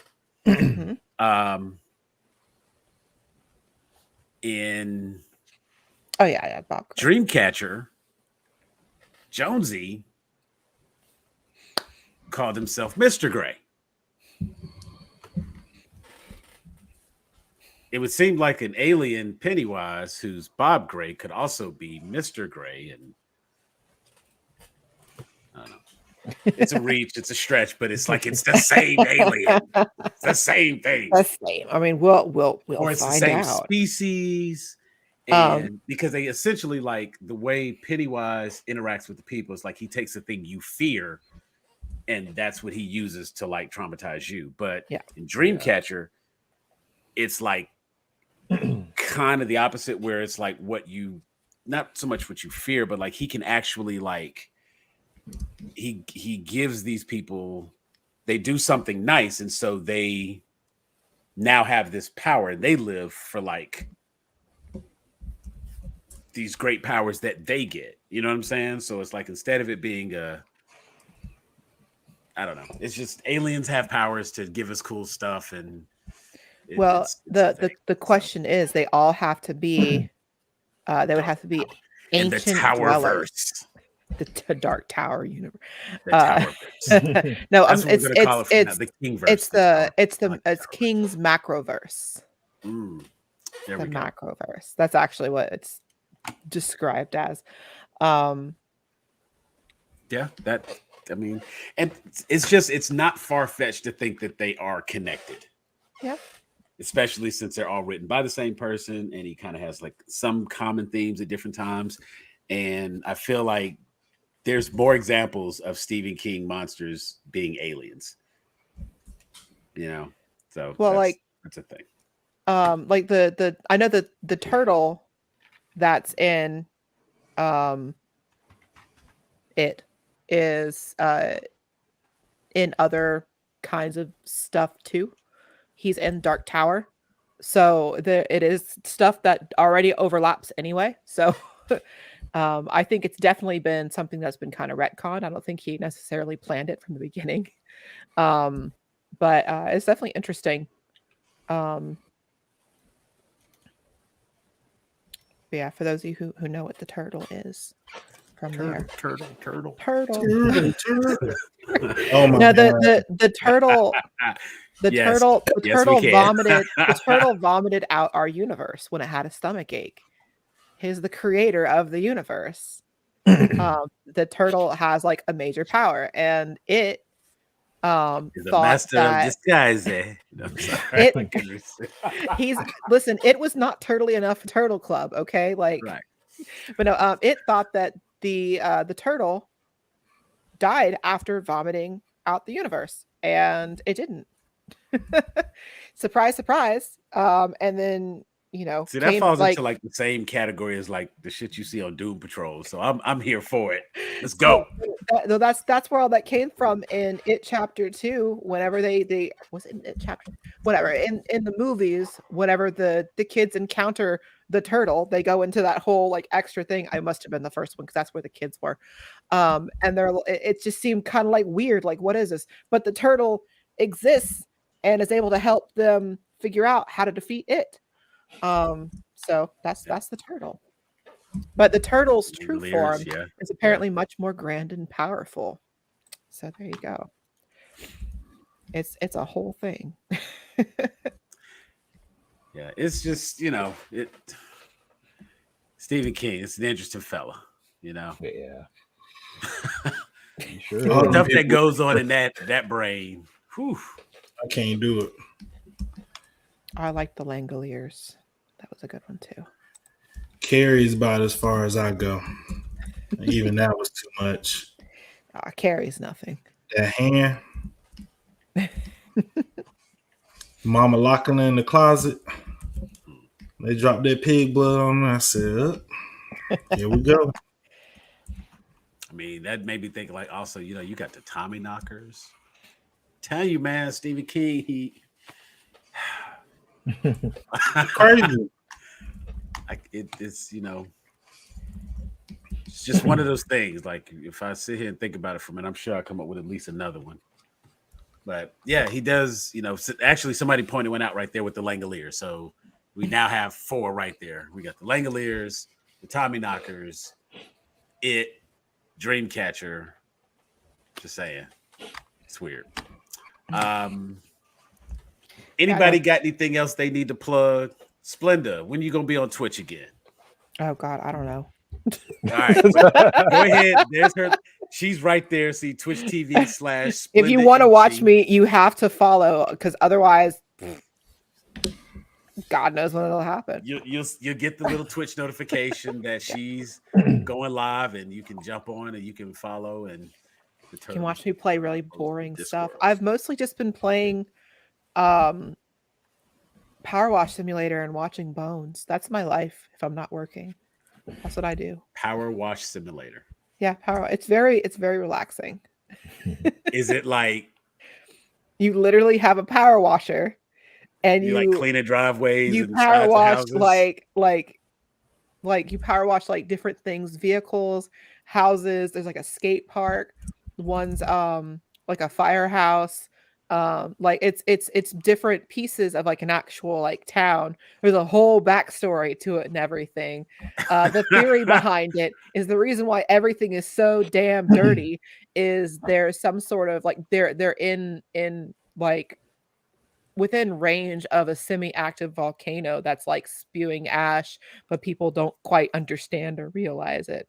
So the So I don't know. constant ash, you're just there. So like racking up everything's just filthy. because you're the Completely only filthy. person with So a pressure washer, and you just but as you go through and you're cleaning things in the town, there's actually like little storylines happening because you get little text messages. Your power washer? You do like, but like because you get money from your jobs, and you can upgrade your power washer to different actual like, you know, the actual power washer itself and different nozzles and attachments and things like that. Also like soap to kind of like cheat, because you just spray the soap on and just clears a bunch of stuff. And then you get text messages from your clients that you're like cleaning their stuff, and they're giving you little storyline stuff, including like there's like controversies with the mayor and like the town, like the mayor, like the town cat mascot is missing, but you see paw prints of this cat all over the place as you're power washing stuff. Also, you find Bigfoot's footprints on this Bigfoot tower that you go and clean at one point. It's funny. This is honestly why I like to watch your stream, because you played that Goose Game. You played Binding of Isaac, which is a whole game about poo. And I want to watch this Power Wash Simulator because it sounds another one I need to play again, because I've gotten a lot of people like, oh my god, this is really interesting. It's called Papers, Please.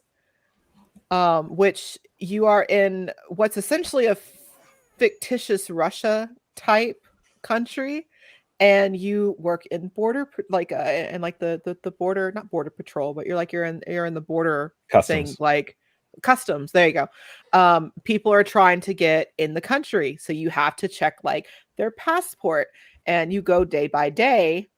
And as you go through, it gets more and more difficult because people are trying to like give you like fake stuff. And so they require you to have different kinds of papers. People are always trying to forge stuff. So you have to spot the forgeries. It's like a really complicated game of spot the difference type deal. And there's a whole storyline in the background where you can either go with the government and follow what the government does, and or you can go with the people who are trying to go against the government, or you can say, I'm just trying to get my family out of here because they put me in like this housing. They actually like move you from like where you live with your family over this like government housing. Like you have to stay here. Grandma might die. Now the person. Oh yeah, you have to make sure you make enough money by getting enough people through, because that's how you make money by getting people through to pay for food and heat for your family, and also save up enough because you're trying to escape. If you don't have enough money by the end of the game, then you can't escape, or you have to leave your family behind. Based resource management, RPG elements. You have an amazing fucking game. Family members that could die. Like, so what I do to save real money, consequences in this I will game. alternate food and heat. I can't pay for both. Okay, I'm not made of money. So at the end of every day, are you going to get dinner, or are you going to freeze tonight? That's how it is. Now, if every time you forgo, you get to make that choice in a game. Every time you forgo heat, you have to make that choice. Every time you forgo heat, your son does get sick, and you have to pay for medicine for him, which is like $5, or he's gonna die. But you save more money because it's like $20 for heat. So I'm like, no, $5, it's cheap. All right, you can have a cold every other day, son. You'll be fine. Wow.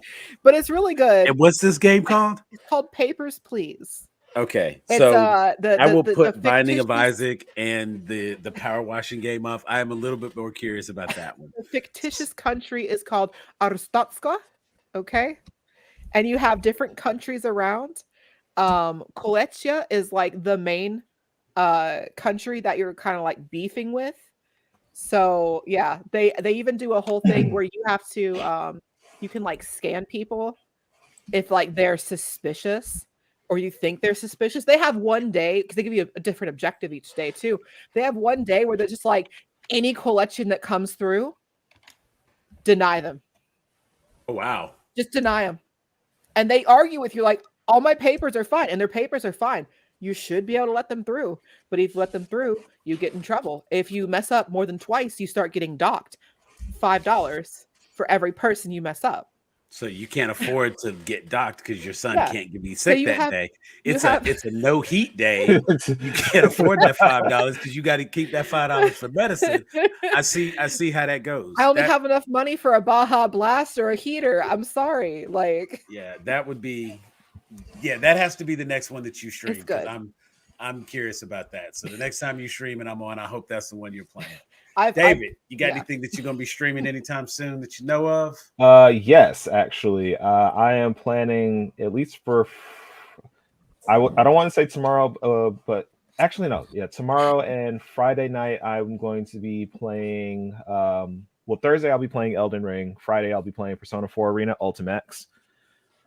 Saturday I'm going to take a break because I go get a GPU from computer. And Sunday is going to be the big one because I am on a fight card for some exhibition matches in Guilty Gear Strive. Since the new character Testament came out, nobody knows the character, so we're just going to play around and figure out what Testament can do. All right. That sounds like, you know what? So, and that's that. What day is that? The fighting? That's Sunday. Sunday, cool. Sunday. I'm off Sunday, so make sure to post the link for that one. I want to see the fighting game. Oh yeah, for sure. And, Thursday's Elden Ring because I want to get back to that because I need to beat this boss because he's gonna drive me insane. It keeps me up at night. You need more bitches, David. I need more bitches. I need more. Are you still of no renown? I am of no renown. I have no maidens. He has a basic bitch, and that's it. Oh hush. She elevated. She gave me a horse. Leave me alone, David. She likes pumpkin spice lattes and Uggs. She gave me a horse. Basic. She made it easier for me to move. I mean, hey, she gave you a horse. That's saying something. That's it, Jeff. What we got coming up on the docket, man? I know we got to get another therapy. We got to find somebody for the Flash. So Flash on the couch. Yeah, Flash episode coming soon. DC episode coming soon.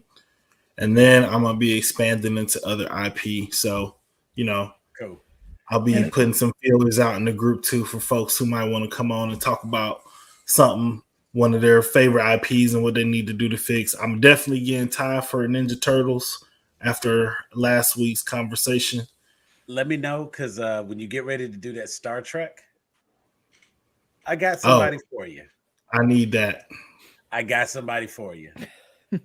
I know the perfect person to discuss Star Trek and very knowledgeable, well-spoken, and a amazing writer, movie critic kind of person. It's a shame I can't get my mom on that because my parents are huge Star Trek geeks, but my mom has some vocal issues and can't speak very well. So any of her interactions with us is going to have to be through text only, unfortunately. Well, we will have her watch that episode. That's what it is. She can watch that episode and she can comment. That way, anything they mess up, she can catch it. She can be there to put it on. Please do. As for myself, I think we done came up with like 4 or 5 movies that we're gonna put on. Why did I watch that? We got a couple episodes coming up. I actually got Roberto on for an episode of Why Did I Watch That? That'll be coming out real soon. We just aired Breach. That one's up. And we've got Contractor getting ready to come up. And we've got a Liam Neeson movie called Blacklight. That one's coming up. And I think we're going to have to find out what the rating is on Hudson Hawk. And what was the other one, Jeff, we were talking about tonight? That I was talking about? Yeah, for why did I watch that? There were 2 movies. I know we said Hudson Hawk. That was a candidate. And another one, I'll pick it up when I go back and watch it through. I forgot. And so, wait. We got somebody here for Flash. That is, who was that? Fight School coming soon, by the way. I'm still working on that. Okay. We got Markel Brown for the Flash. If you're a big fan of the Flash, we'll talk offline. And might be that one to come on and you can do the episode and talk about the Flash. We'll go through how it works and see what we got there.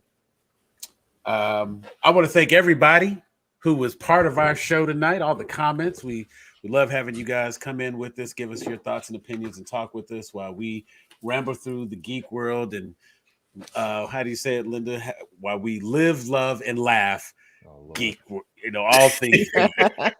And I can't live, love, laugh in these conditions. Right. But see, that's why we need this type of thing. And you know what I'm saying? Like, yes, I put it out there. So since he was complaining, we're gonna put it. Bam! My fault, player. My fault. I'll do better next time.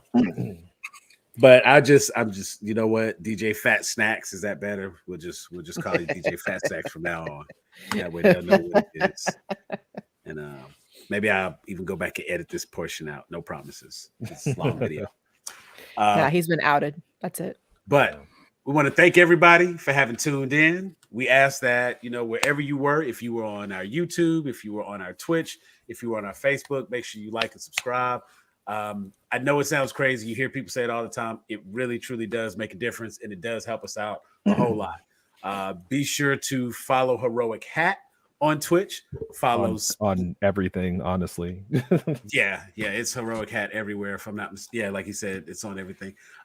Be sure to follow Splenda AMG. Splenda MG. You can find her, I know, on Twitch for sure. Jeff, check him out. He's got a lot of art. I know you can find him I know he's on Twitter. I know. Is that cool? Can they follow you on Twitter? Yeah, you can follow me on Twitter, Instagram. Well, I know that's where I see a lot of your artwork, so that's why I usually post it either there or my IG stories. So yeah, so check out the artwork or my website jpnt17.com. Either way. There you go. The next time, put that in your signature. In fact, put it in the comments before we go. But me, I'm Sam. Y'all know where I'm at. Just hit me up in group. Anything that says Grown A Geeks, it comes to me at some point. So find Grown A Geeks any and everywhere. And I'm literally holding for this comment, so it'll be in the thread. I'm not rushing them. I'm just saying. Because I've done all my ramble. Sam, you might want to hop on this Bridgerton because they've already got a prequel coming next year about the Queen. So I want to make sure you're all caught up for that to come out. Okay. And Sam, remember, you still need to watch Brand New Cherry Flavor. Brand New Cherry Flavor. Okay. Y'all really don't know how much shit I be having to watch and do and catch up on and try to I have to immerse myself. I literally just have to sometimes. Well, Brand New Cherry Flavor has, I can confidently say, the weirdest, if not one of the weirdest sex scenes that you will ever see in anything. See, I don't even get to respond to that because it is just gonna say I'm some kind of horn dog that's gonna watch anything with sex. No, that's the thing. Well, I mean, that's all you had to say. Just leave with that. About to say, it's in, I think, episode 4. See, go watch it. Now I have to watch the first 3 episodes for that scene to make sense. So yes, well, even then, it's only going to make so much sense to be because that's the biggest thing. People go and watch it and blind react to it, and then other people they're like, I don't know. I'm gonna have to go watch the series and then go watch and it still doesn't make sense. I'm still lost. It's great. So it's fantastic. All right. Well, we appreciate everybody being here with us. Did you put your comment up? Where you put your comment, Jeff? Oh, I didn't. Oh, okay. Well, we will get to I was looking for it. I can put a post in the group. It's my social media.com. So if you follow me on social media, I have links to my site there. You can go there. There you go. So catch him on Instagram, and there it is. For the last time, we appreciate it. Thank y'all for being here. Catch us hopefully next week as well. I'm trying to do this every week for y'all because it's been a lot of fun and I like having y'all in here. But for now, for David, Linda, Jeff, and myself, we are out of here. Peace.